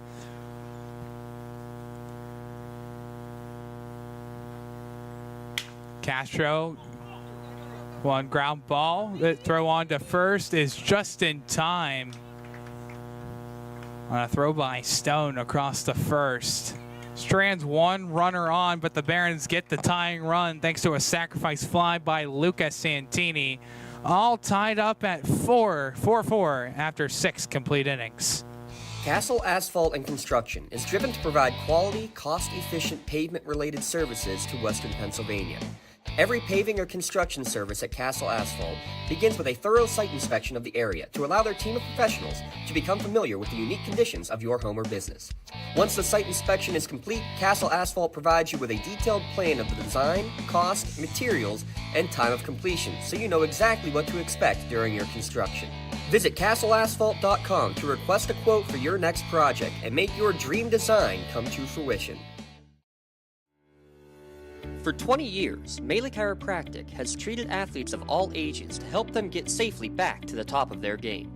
Melee Chiropractic has 3 full-time doctors in their office, and all 3 are former area athletes who have had to battle injuries throughout their careers. They want to help you get safely back on your feet. But more importantly, help stop the injuries before they happen. Prehab before you rehab. Attention all high school student athletes. During your sports season, a $30 visit to the Melee Chiropractic office includes an adjustment and/or all therapy is necessary. From the athletes of tomorrow to the weekend warriors and everything in between. Let Melee Chiropractic keep you in the game. I love what I do because coming in every day is different. How can you not enjoy these kids coming up and hugging you and giving you these great smiles all throughout the day? Seeing the progress that our kids make every single day is one of the reasons I love coming to school. What should we do? We have fun. LCAP Early Learning Centers is hiring. Help empower young minds in Lawrence County and become a superhero today. Apply at lcap.org. Have a defensive change for you on the Barons side. Tristan Wyman will come in and pitch, and Magnifico will come and play third base. Just a straight swap, at least from the looks of it. Tristan Wyman, a 1.83 ERA. First pitch in there for a strike to Dylan Smith here in the top half of the 7th. Magnifico's kind of been a jack of all trades here for the Barons, huh, Tyler? Pitcher, pitched this game, played left field back at Highlands. Now he's at third, so that left side of the field is really his calling. Here's the 0-2 pitch. Here's Magnifico's first test. He's got it on a charge. Throw across the first is not in time. And Elich cannot believe it. It's an infield single for Dylan Smith. Yeah, I thought he beat that out. Throw was there. Just, you know, coming to be expected. Magnifico not used to that quick transition of the glove, and looked like he was having a little bit of trouble with it. Took him a second to get it over there, and by the time he did, he was already safe at first. So the leadoff man aboard for the Iron Bucks. First pitch on the ground in the hole on the right side into right field. Smith will be stopped at second. It'll be a single for Richie Lynch. 2 batters that Wyman facing, 2 singles for the Iron Bucks. Yeah, hasn't been too lucky thus far for Wyman, who you mentioned has been pitching well in the year. You know, that first play to Magnifico, somewhat of a routine play, just unable to get it there in time, and that one not necessarily hit all that hard, but just hit right in between that gap between Elich and Ross, and it goes to Kusatron in center, or into right.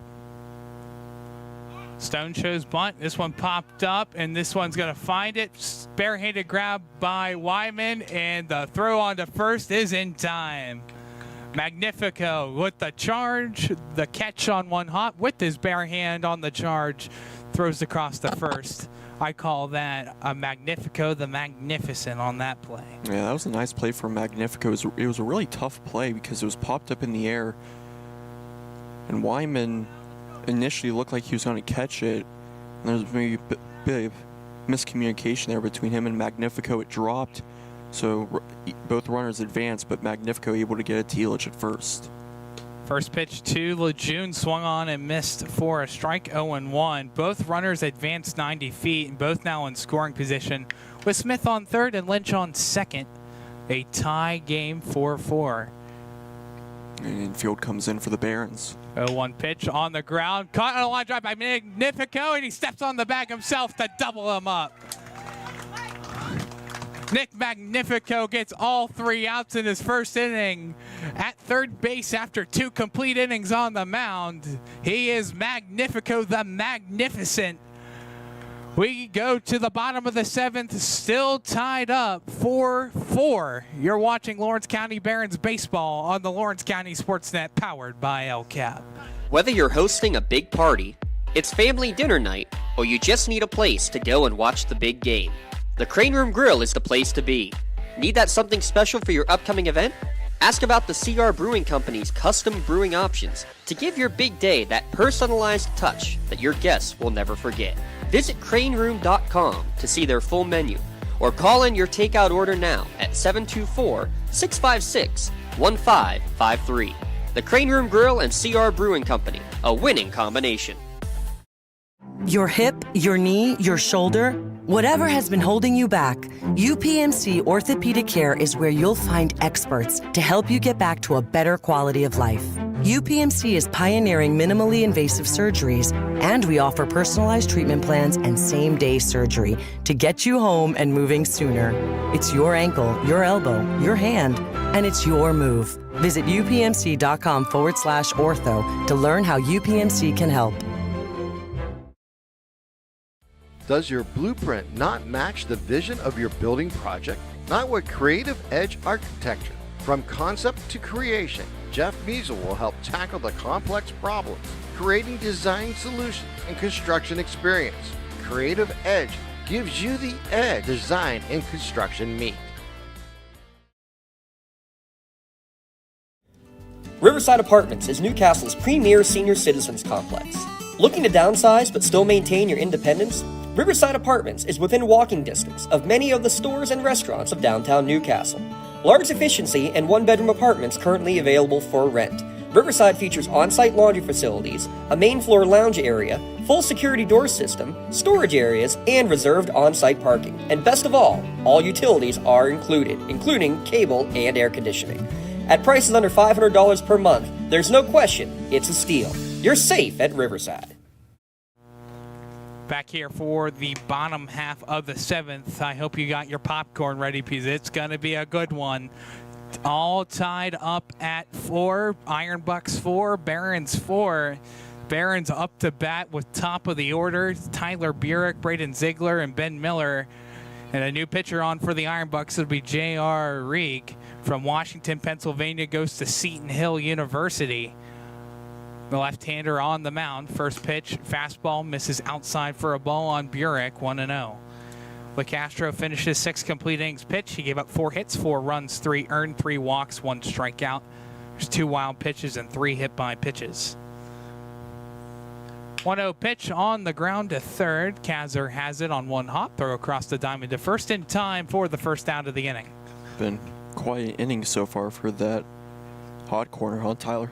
It really has been. Nick Magnifico, the story in the top half of the 7th, coming in after pitching 2 innings into third base and responsible for all 3 outs.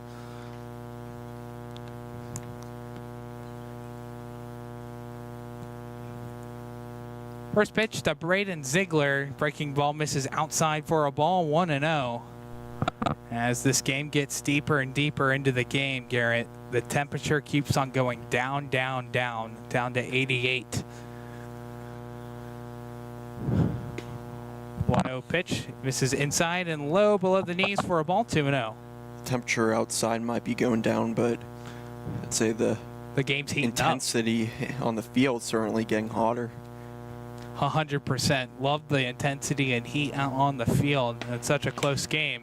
One line drive over the head of Stone into left center field. We have 1 out single for Braden Ziegler. His 2nd time reaching base and first hit of the game.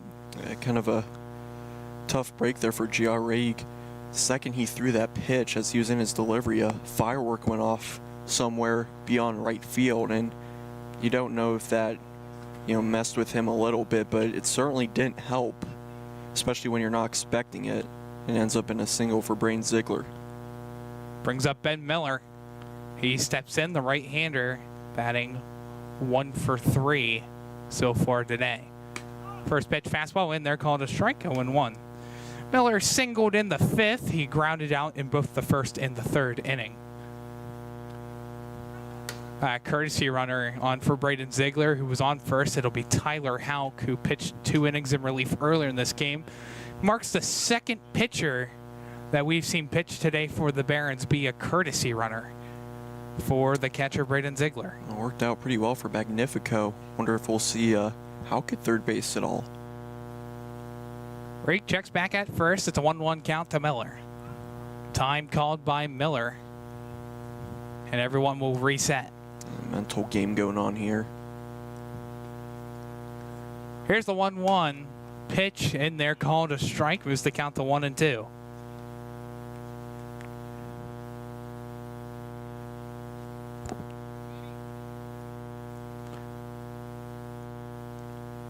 Here's the 1-2. Breaking ball popped up. Shallow center field. Helwich comes up, and he will make the catch for the second out of the inning. Houck retreats back to first. Bring up Sam Elich here with 2 down and that potential go-ahead run standing on first. Elich finds himself 0 for 2 in 3 plate appearances, was hit by a pitch back in the second, came across to score the first run of the ball game, but since then has struck out and flew out to left.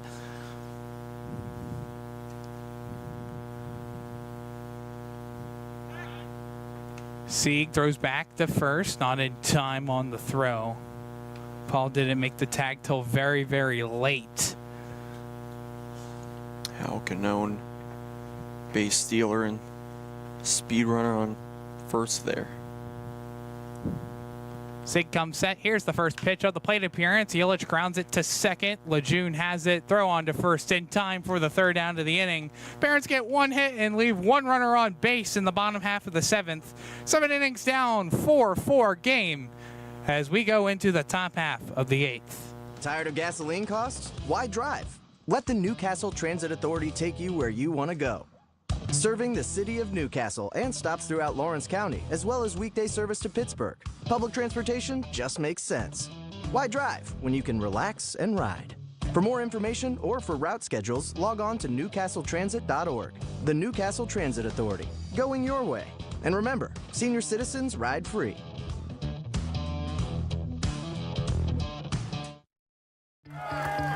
Like in sports, it takes a great team to protect you, your family, and your business. MVP Insurance is that team. From home and auto to life and commercial insurance, you can count on us for coverage that adapts to your needs. We're committed to excellence for our clients' experience and in serving our community. It's a winning combination. MVP Insurance. Don't get left on the sidelines. Log on to mvpins.com or call today to get your free quote.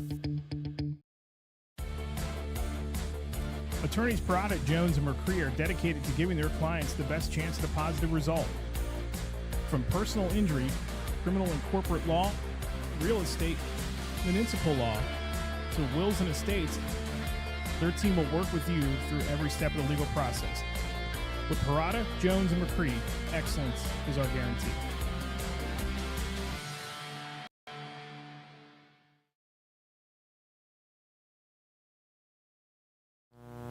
Tristan Wyman out for the second inning of relief here in the top half of the 8th. He will face the 8-9 one-hitters and Noah Kazar, Aiden Fowler, and Max Bernadowski. For Kazar, he's 1 for 3. He struck out in the second, hit a single in the 4th, scored a run, and then flew out in the 5th inning. What a play by D. Morrow.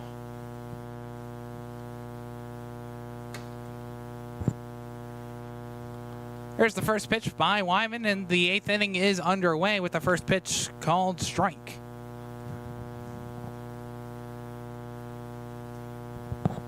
Wyman comes set. He's got his pitch from center to receiver with the 0-1. Swung on and missed, strike 2.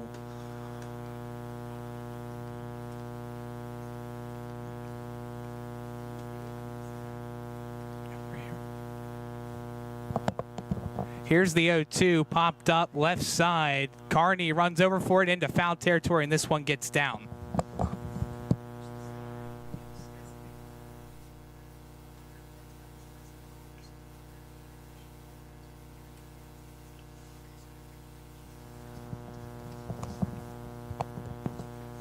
Count is 0-2 on Kazar after the foul ball.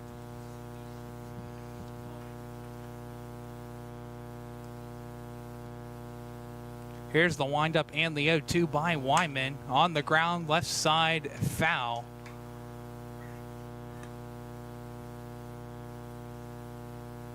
Count remains 0-2. Carney was about ready to go retrieve the baseball, but an Iron Buck will, and that is Anthony LaCastro, the starting pitcher, will go pick up that ball. Here's the 0-2. In there, called strike 3. Kaiser is down for the first strikeout by Wyman. One away here in the top half of the 8th.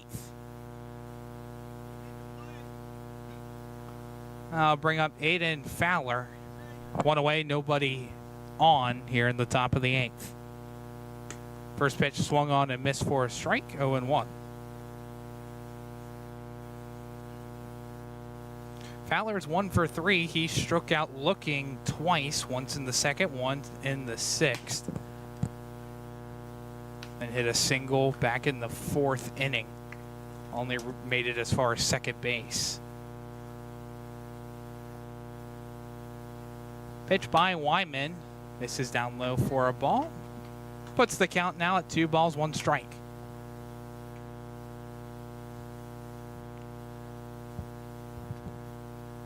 Wyman comes set. The windup and the 2-1 delivery. Just misses outside and low, just below the knees of Fowler. 3-1 the count. Max Bernadowski on deck in the top of the order for the Iron Bucks. Here's the 3-1 in there with the off-speed pitch. 3-2 the count. Count is full. 1 out, nobody on top of the 8th. Well, here's the windup and the payoff pitch by Wyman. Popped up, just out of play on the first base side. Stays in the perimeter of the concourse on the outer part of the bleachers, though, with a parking lot strip style down the first baseline on the other side of the fence. Here's the payoff pitch. Misses outside with the breaking ball. Ball 4. Fowler is walked with 1 out in the 8th inning. Now I'll bring up the top of the order for the Iron Bucks and Max Bernadowski. Bernadowski has reached base 3 times in 4 plate appearances, although has not scored a run for the Iron Bucks. He has a triple, a RBI single, was hit by a pitch in his last plate appearance back in the 6th inning, and then flew out to center.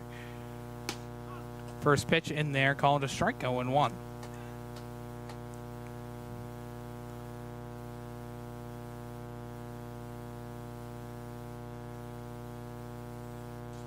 So wind up in the 0-1, swung on and missed, strike 2. 0-2 the count on Bernadowski. Fowler on first.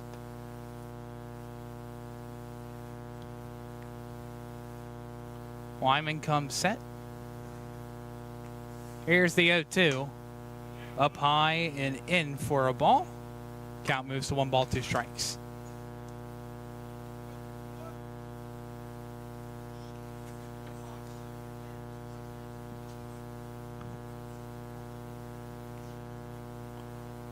Wyman set.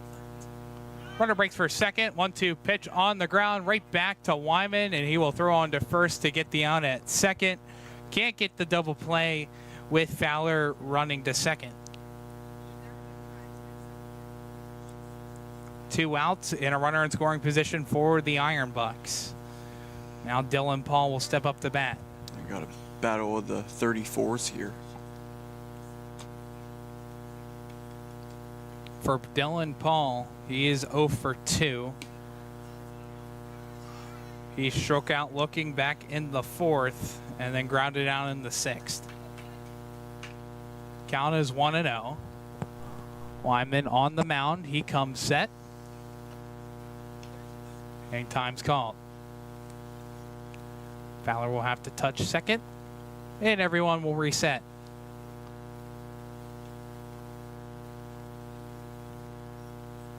Here's the 1-0. On the ground to second, run over and stopped by Roster across the first in time for the 3rd out of the inning. Barons get out of it. Iron Bucks only leave 1 on base.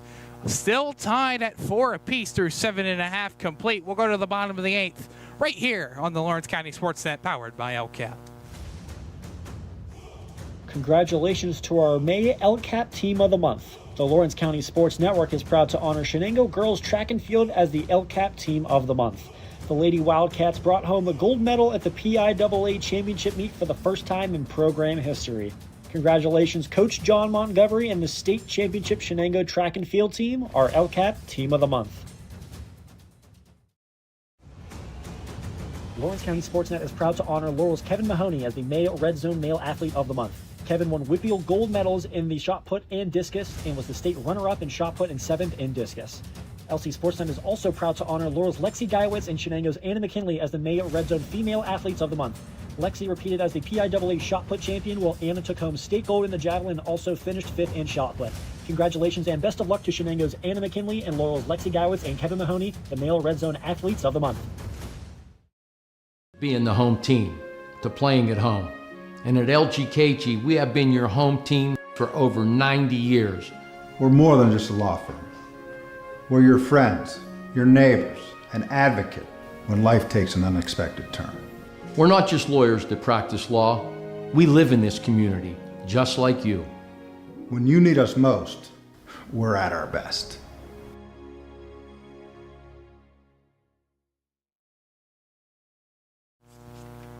Back here for the bottom half of the 8th.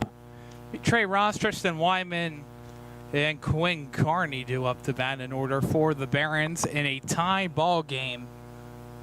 Looks like a new pitcher on the bump for the Iron Bucks. That's 22, Colin Pearson.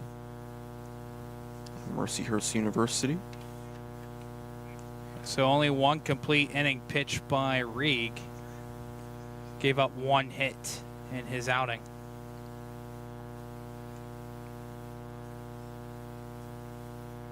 Ross into the left-handed batter's box. He's ready to go for the bottom half of the 8th. First pitch by the lefty Pearson. Misses down low into the pebbles for a ball. 1-0 to start. Another lefty-on-lefty matchup here. Feels like we don't see many of those.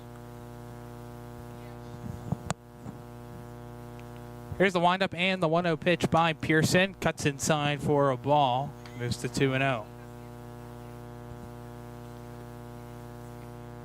Ross is 0 for 1 in 3 plate appearances. Was hit by a pitch twice, including his last plate appearance. Swings and misses on the pitch low. Moves the count to 2-1. Yeah, big cut there from Trey Ross. Here's the 2-1. Down low into the pebbles for a ball. 3 balls, 1 strike now the count on Ross.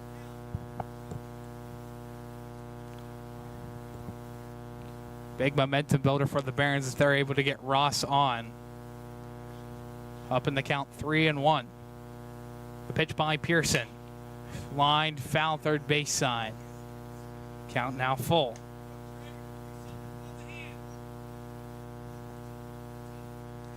Count is full. Nobody on, nobody out. Bottom of the 8th, 4-4 tie. Pearson comes set.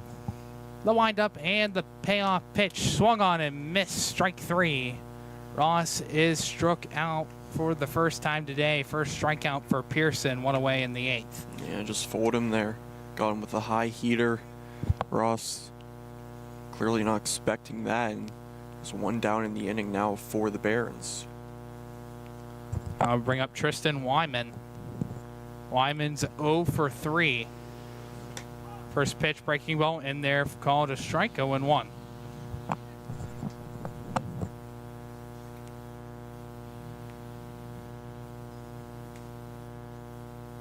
Wyman batting 111 coming into today.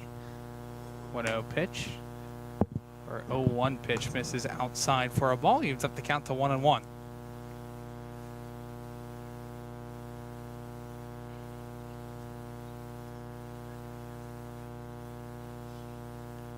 Wind up in the 1-1, and they're called a strike. Moves the count to 1-2. With those strikes on breaking balls too as well. Pearson's got the breaking ball working for him so far. Here's the windup and the 1-2. Swung on and missed. Wyman will run to first, and the throw is good from Lynch to Paul. 2 up and 2 down. 2 strikeouts for Colin Pearson. Yeah, a bit of a high throw there from Lynch. Paul had a jump up to corral it, but ultimately counts the same. And we mentioned that the Barons are going to get the bats going this inning. Hasn't looked too great so far, 2 strikeouts. We'll see if can change it here. First pitch to Quinn Carney popped up left field. Fowler is there, and he will make the catch, and the Barons go down in order. 8 innings complete here from Pemberton Park in Youngstown, Ohio, and nothing has been solved so far. We'll go to the top of the 9th. All tied up at 4. Tonight, someone is cold, hungry, and forgotten. At City Rescue Mission, we're more than a shelter. We're a bright beacon of light in our community, serving those in need to make our community stronger and healthier. We offer real help and real hope, and that hope is Jesus. We serve him by serving others in love, grace, mercy, and compassion. But we can't do it without you. Be the reason someone's story is rewritten in Christ. Give today at cityrescuemission.org. No two companies create the same way. Toshiba empowers the art of business by uniquely enabling businesses to work with tools designed specifically for them. In a constantly evolving world, business communication must be agile, efficient, and fast. Toshiba is the company that helps you manage it all, from paper to digital to screen and back again. Toshiba, empowering the art of business. GEM building contractors and developers have a proven record of performance on any size project. They bring value, local craftsmanship, expert management to meet any challenge. From design construction, from inspection to budget estimation, GEM Builders has been building our community for 70 years. Top of the 9th we go. Chad Helwich, Dylan Smith, Richie Lynch. 2 up in order for the Iron Bucks in an all tied up game. 4-4. The scoring has gone like this: 1-0 Barons, 1-1. 3-1 Barons, 3-3. 4-3 Iron Bucks, 4-4 tie. First pitch by Wyman to Helwich, line drive right field, in there for a base hit, long run over for Kusatron. Helwich comes into second, and he's not stopping there. He wants 3. He's coming into third base, slides in safely. It'll be a leadoff triple for Chad Helwich. You get some deja vu from the first 2 innings, Tyler. It's going to be a leadoff man on third for the Iron Bucks. Mentioned 2-2, or a tie ball game here between the Iron Bucks and the 3B Barons, 4-4. Next run very likely could be the decider in this one, and right now that's only 90 feet away for the Iron Bucks. Dylan Smith will step in. He's 2 for 3, has a triple and a single.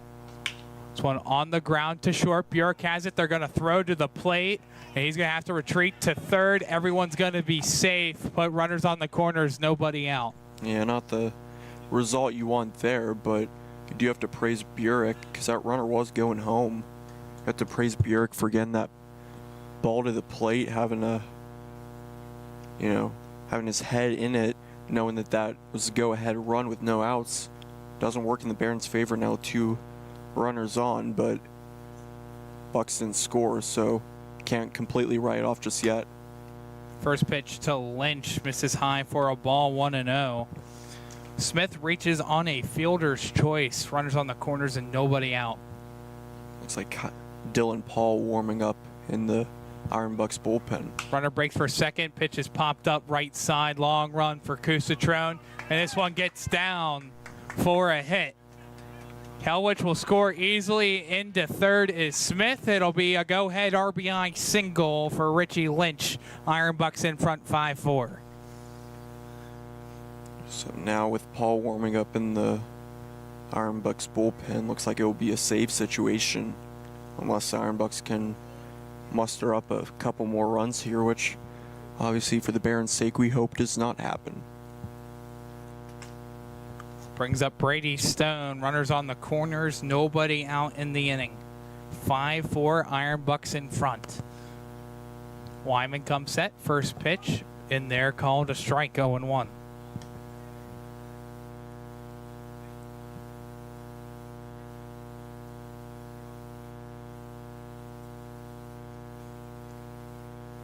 Some confusion from the Iron Bucks dugout. I think they possibly want to put on a pinch runner. 0-1 pitch is fouled off, out of play. 0-2 the count. I mean, their coach is standing in the grass while the ball's being thrown. Yeah, still confusion. I don't know if he can make a change now until the end of Stone's at bat. He was on the field. Now he steps back. Here's the 0-2 pitch. Line drive left field in there for a base hit. Smith will score easily, extend the Iron Bucks lead to 2. It's now 6-4. Lynch will move to second. Stone with the RBI single. And the Iron Bucks have been a thorn in the Barons' side for the last, 2-3 years. Seems like Barons aren't going to be able to get the better of them tonight. Noah Lejeune steps in. He shows bunt. First pitch popped up, hits the ground. Wyman turns around, and he can't be able to put a play on it. That'll load up the bases now for Noah Kaiser.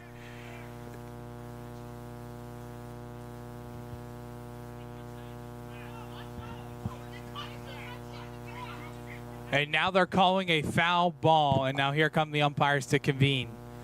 Iron Bucks are completely in panic mode. We'll see what the umpires say. I thought Wyman touched it. And it will be touched in fair territory from the looks of it, and that'll load up the bases for the Iron Bucks. I'm not entirely sure what the argument was there from the umpire's side. It felt pretty concrete that Wyman touched it. First pitch, ground ball to short, diving and making the play is Bjork. He's got to throw on to first, long throw, and the throw is not going to be in time. 1 run will score. Bases remain loaded with nobody out. Iron Bucks in front 7-4. Yeah, just a disaster of an inning thus far for the Barons. Coming in this game tied 4 apiece, and now the Iron Bucks only 90 feet away from doubling their run total from the past 8 innings. This one up into center. Making the catch is Miller. Tagging from third is Stone. The throw to the plate is hit Stone and rolls away towards the Barons dugout. They'll put runners on third and second. Iron Bucks in front now 8-4. Yeah, not obviously what Coach Francis would have signed up for heading into this inning, but at the very least you get that first out of the inning.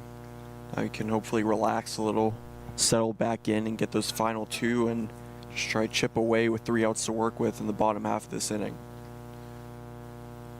First pitch to Max Bernadowski, misses low and away for a ball, 1-0. The unfortunate part for the Barons is with how shallow they've been depth-wise, kind of have to just let Wyman run this one out. 1-0 pitch, line drive, left field in there for a base hit. Lejeune will score. Kaiser will round third. The throw to the plate is on target, but not in time. Into second is Bernadowski. 2-run RBI single gives the Iron Bucks a 10-4 lead. Yeah, you got to feel for Wyman here. He's been one of the Barons most to him or above him. Brings up Chad Helwich. To him or above him. Brings up Chad Helwich. He led off the inning with a triple. This one loses the bat on the swing, and this one bounces just in front of the Iron Bucks dugout. The pitch was fouled off, hit the ball, hit the backstop, and the bat went flying in the Iron Bucks direction.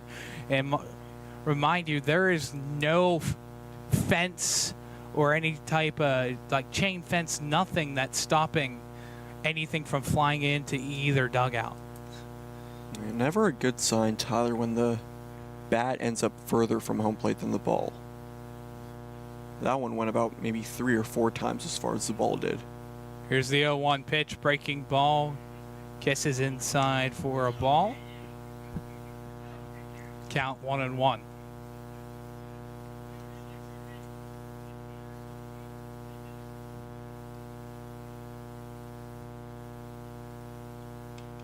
Wyman with the 1-1 delivery, fouled on back to the backstop. Pretty much at the same spot. Only difference with that one is the bat didn't go flying. Progress. 1-2 the count. Helwich is 1 for 4. Hit a triple earlier this inning. Reached on a walk in the third. The only 2 times he's reached base. Runner breaks for third. Pitches high. Throw to third. Tag applied. And the runner is safe. It'll be a stolen base for Max Bernadowski. Yeah, throw is there. I think might have been the tag from Magnifico just a bit too late. Doesn't look like Coach Francis is thrilled with that call, but 90 feet away now. Here's the 2-2 pitch. This one skips away from Ziegler, and Bernadowski will score easily to extend the Iron Bucks lead to 11-4.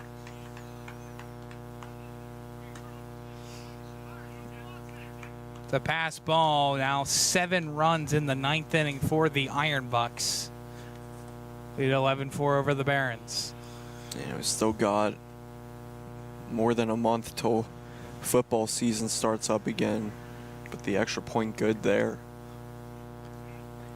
Count is full, nobody on the base pads, 2 outs. Payoff pitches popped up, foul out of play. We'll do it again.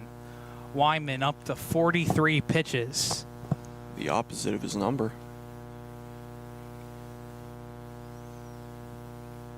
Wyman comes set. The windup and the payoff pitch. Comes inside and hits Helwich, and he will take first.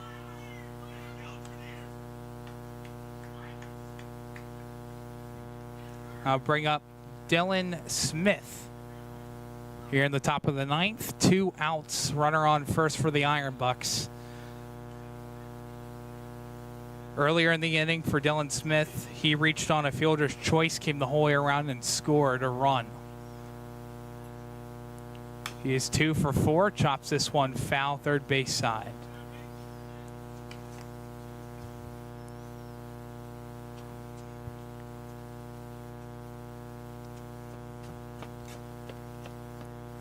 Wyman comes set. Here's the 0-1 delivery. Breaking ball misses just a bit outside for a ball. Gives up the count to 1-1. It turned into a beautiful night here at Pemberton Park. Again, in Youngstown, Ohio. Down to 85 degrees, 7-degree drop from first pitch, or technically 8-degree drop. His first pitch was 93 degrees. Not sure how much colder it feels though, Tyler.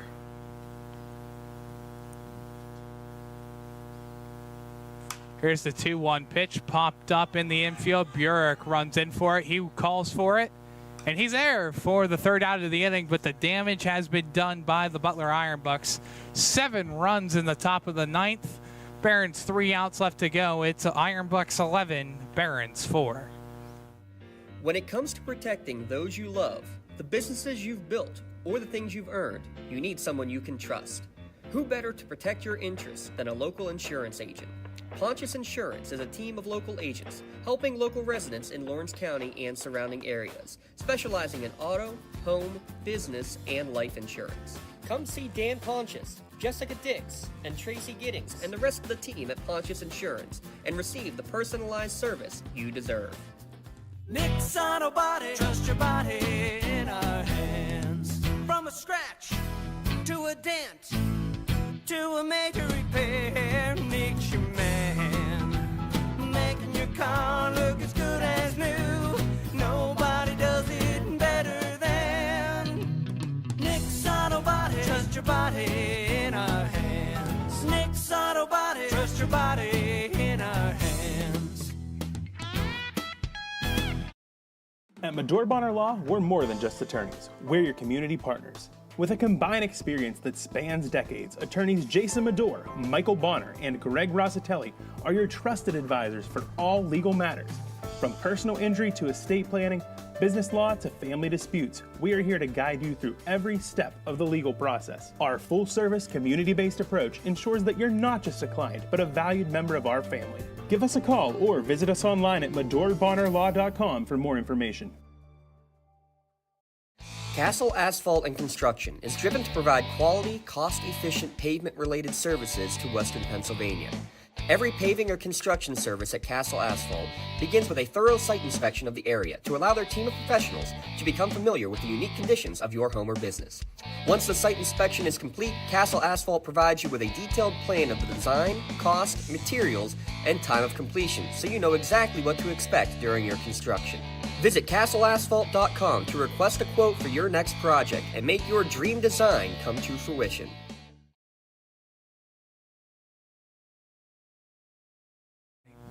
Back here for the bottom half of the ninth, Dylan Paul on the mound for the Iron Bucks from Bethel Park.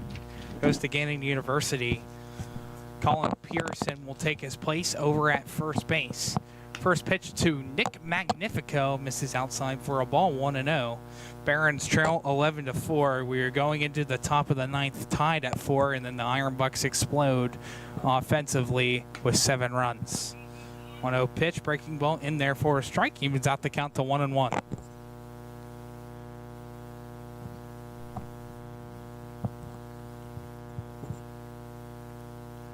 Paul comes set, the windup, and the 1-1.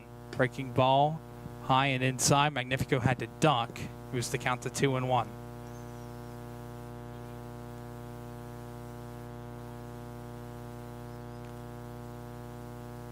Paul winds, fires. Pitch popped up, foul out of play. Moves the count to 2-2. Kusatron on deck. Bjork will follow in order for the Barons. Trail 11-4.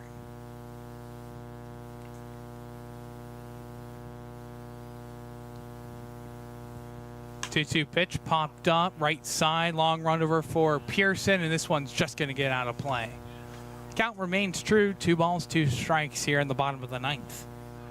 Nobody out, nobody on. On Nick Magnifico. Wind up and the 2-2, misses outside for a ball, count runs full. Not that there's been much positives from the Barons this inning, but if you're Coach Francis, you gotta like senior pitcher work the count like this. Here's the payoff pitch. Swung on and missed, and the bat goes flying. Magnifico is struck out in his first at-bat of the game, and Paul's got his first strikeout of the game. Man, how often do you see that the bat goes flying without batting gloves on? Magnifico smiling about it. Gotta get some pine tar on that handle. Well, brings up Dom Kusatron. He's 1 for 3 today. Again, in his first game as a Baron at the collegiate level.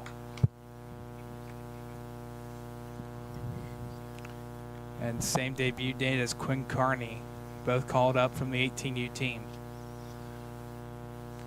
Wind up and the 1-0 pitch. Fastball misses away for a ball. 2 balls, no strikes.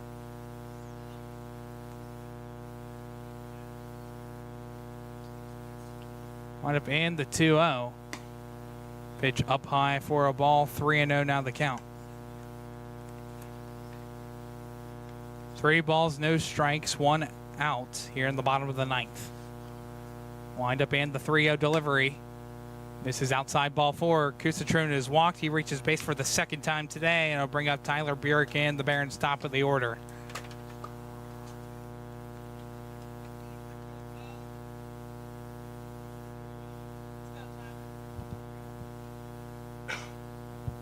Tyler Bjork is 1 for 4 today. He's only reached base on a single in the 3rd inning. Came across to score a run. First pitch fastball outside for a ball, 1-0.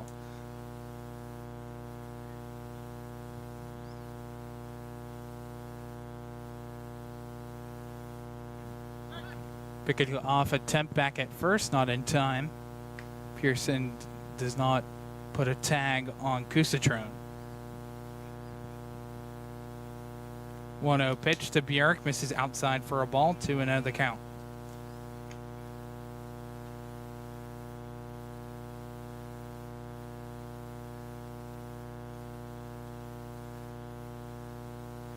Paul comes set. Here's the 2-0. Pitch misses outside for a ball, 3-0 the count. Here comes Lynch to talk with Paul. Since his strikeout has walked Kusatrone on 4 pitches, and Burek up in the count 3-0. It's been 7 straight pitches out of the strike zone. See if Paul can find it here, sitting at 14 pitches through 0.1 innings.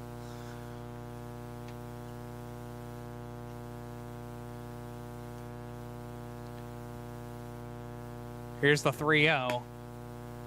This is up high, ball 4. Burek is walked. Kusatrone moves to second. Puts 2 runners on now for Braden Ziegler.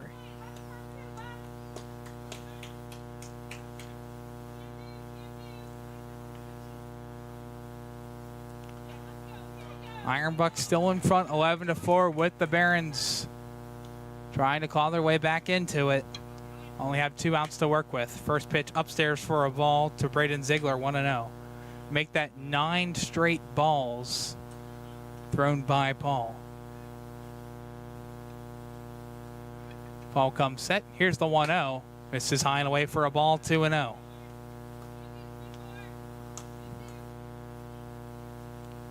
Two and 0 the count on Ziegler with Ben Miller on deck. Here's the windup and the 2-0. Misses outside, ball 3. Pickoff attempt back at first. Getting back in safely is Burek. 3-0 the count. 11 straight balls thrown by Paul. Here's the 3-0. Finds the strike zone after 11 straight pitches out of it. 3-1 the count. Comes set, fires the 3-1, fouled on back by Ziegler. Count full. Counts full, 2 on, 1 out, bottom of the 9th, 11-4, Ironbucks lead it.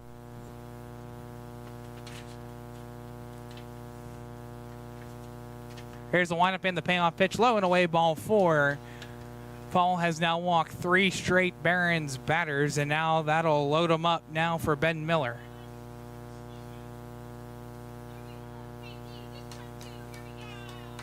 Kusatrone stands at third, Burek on second, Ziegler on first. No courtesy runner.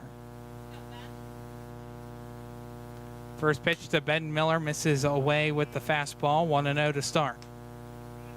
Miller batting 1 for 4 today. He's reached base once with a single in the 5th inning. 1-0 pitch, outside, ball 2.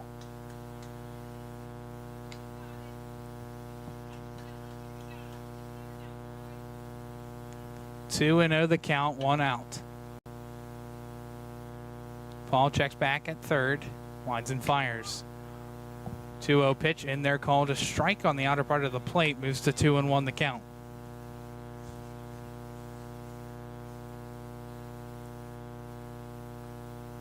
Two 1 pitch popped up right side, long run over for Smith in foul territory, and this one just gets down. It'll move to 2-2 on Miller. Miller has 10 RBIs.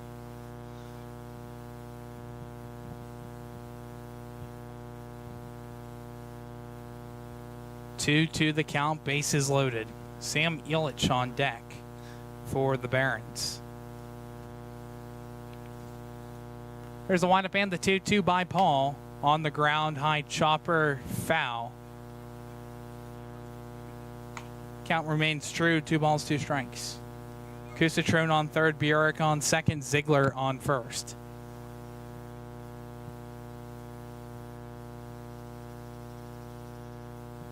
Here's the 2-2 delivery. Breaking ball swung on and missed. Strike 3. Miller strikes out. Second strikeout for Paul. And the Barons down to their final batter.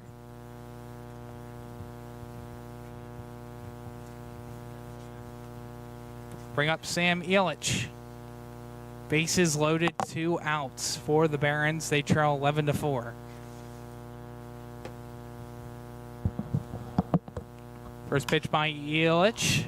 Popped up center field. This could do it. Helwich comes in for it, and he will make the catch to end the ball game. Ironbucks win this one by a final score of 11-4. Here in this one in the season finale for both of these teams. Again, these two teams could see each other come postseason this weekend. Playoffs start Friday with games on Friday, Saturday, and the championship will be Sunday night. Again, we will break down the entire playoff bracket for you in the post-game show. Iron Bucks victorious in this one, 11-4. We'll be right back on the Lawrence County Sportsnet, powered by LCAP.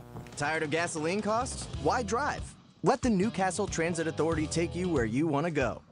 Serving the city of Newcastle and stops throughout Lawrence County, as well as weekday service to Pittsburgh. Public transportation just makes sense.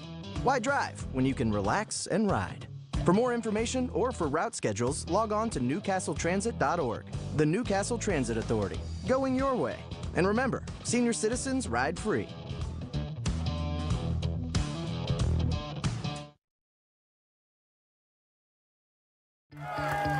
Like in sports, it takes a great team to protect you, your family, and your business. MVP Insurance is that team. From home and auto to life and commercial insurance, you can count on us for coverage that adapts to your needs. We're committed to excellence for our clients' experience and in serving our community. It's a winning combination. MVP Insurance. Don't get left on the sidelines. Log on to mvpins.com or call today to get your free quote. Congratulations to our May LCAP Team of the Month. The Lawrence County Sports Network is proud to honor Shenango Girls Track and Field as the LCAP Team of the Month. The Lady Wildcats brought home a gold medal at the PIAA Championship meet for the first time in program history. Congratulations, Coach John Montgomery and the State Championship Shenango Track and Field Team, our LCAP Team of the Month. Lawrence County Sportsnet is proud to honor Laurel's Kevin Mahoney as the May Red Zone Male Athlete of the Month. Kevin won Whitfield gold medals in the shot put and discus and was the state runner-up in shot put and 7th in discus. LC Sportsnet is also proud to honor Laurel's Lexi Guyewitz and Shenango's Anna McKinley as the May Red Zone Female Athletes of the Month. Lexi repeated as the PIAA shot put champion, while Anna took home state gold in the javelin and also finished 5th in shot put. Congratulations and best of luck to Shenango's Anna McKinley and Laurel's Lexi Guyewitz and Kevin Mahoney, the Male Red Zone Athletes of the Month. Back here with our post-game show on the Lawrence County Sportsnet, a 11-4 victory for the Butler Iron Bucks over the Lawrence County Barons. Let's take a look at our scoring recap here throughout this game. It's a long one. Start out bottom of the second. Sam Illich leads things off. He gets hit by a pitch. Trey Ross is then hit by a pitch, puts 2 runners on. Wyman flies out to third, or over to first base for the first out. Then Quinn Carney picks up his first career hit and first career RBI, gives the Barons the early 1-0 lead. Top of the third inning, Barons in front 1-0, 2 outs. Chad Helwich is walked and Dylan Smith hits an RBI triple to tie up the game at 1. Then bottom of the third, things kick off with Kusatron making his Barons debut, hits a single, his first career collegiate hit. And then Tyler Burek follows up with the single. Both players able to steal 2 bases. Burek gets home on a wild pitch. Kusatron steals home on a double steal that sent Burek to second. Ziegler's then walked to help give the Barons a 3-1 lead. Then top of the fourth, Barons in front 3-1. Things start off top of the fourth. 1 out. Lejeune's hit by a pitch. Kazers hits a single. Fowler then hits a single. Then Bernadowski with a 2-run RBI single to tie up the game at 3 apiece. Then top of the fifth, tied up at 3, 2 outs. Brady Stone with 2 outs hits a single. Gets to second on an error. Makes it over to third. Lejeune hits a single to give the Iron Bucks a 4-3 lead. Then flash forward to the bottom of the 6th. Trey Ross is hit by a pitch. Makes it to second and third off of pass balls. Quinn Carney is walked. And then it is Lucas Santini who hits a sacrifice fly to center field to help tie the game up at 4. Then top of the 9th inning. The offense explodes for the Butler Iron Bucks. Things start out a leadoff triple for Chad Helwich. Smith reaches on a fielder's choice. Richie Lynch then hits an RBI single to give the Iron Bucks a 5-4 lead. Brady Stone hits an RBI single. Then Lejeune follows it up with the single, and then Kazer as well. Aiden Flower comes out, 1 out, hits a sacrifice fly out to center to help give the Iron Bucks a 10-4 lead. Bernadowski then hits a single. Paul gets grounded out, and then Helwich is hit by a pitch, and then to end the inning, Smith pops out to the shortstop. 7 runs, 6 hits in the inning for the Iron Bucks to make it an 11-4 game. And then Paul finishes it out with 3 walks, 2 strikeouts en route to the Iron Bucks 11-4 victory. Wyman finishes 3 complete innings pitched. He gave up 8 hits, 7 runs, 6 earned, 1 walk, 1 strikeout. In his outing, Wyman will get the loss. Paul will get the win in the final game of the regular season for the Lawrence County Barons. Now, both teams will be in the playoffs in the NABA championship bracket. Again, seeds are not out yet. They should be coming out here in the next day or two. Again, the playoffs will start Friday with the number 1 seed. We'll play the number 8 seed at 6:30 here. And then Saturday will be the rest of the first round matchups. The 4 seed will play the 5 seed at 10 a.m. on Saturday. The number 3 seed will play the 6 seed at 2 p.m. And then the number 2 seed will play the number 7 seed at 6 p.m. Again, all the games throughout the tournament will be here at Pemberton Park in Youngstown, Ohio. Then on Sunday will be round 2. The winner of the 1-8 game and the 4-5 game will play each other at 10 a.m. And then at 2 p.m., the winner of the 3-6 matchup and the 2-7 matchup will play. And both of those winners will play at 6 p.m. on Sunday right here at Pemberton Park for the NABA championship. The Butler Iron Bucks have won in each of the last 2 years back-to-back. Final line score for you. For the Iron Bucks, 11 runs, 15 hits, 1 error, 11 left on base. For the Barons, 4 runs, 5 hits, 4 errors, 6 men left on base. We'll catch you this weekend. We'll have some Lawrence County Barons playoff action for you. Again, date, time, and opponent will be coming soon for you here in the next day or so. For myself, Tyler Aaron, alongside Garrett Dolan. So long from Youngstown, Ohio at Pemberton Park. Iron Bucks win this one 11-4. We'll catch you on the flip side for some playoff action.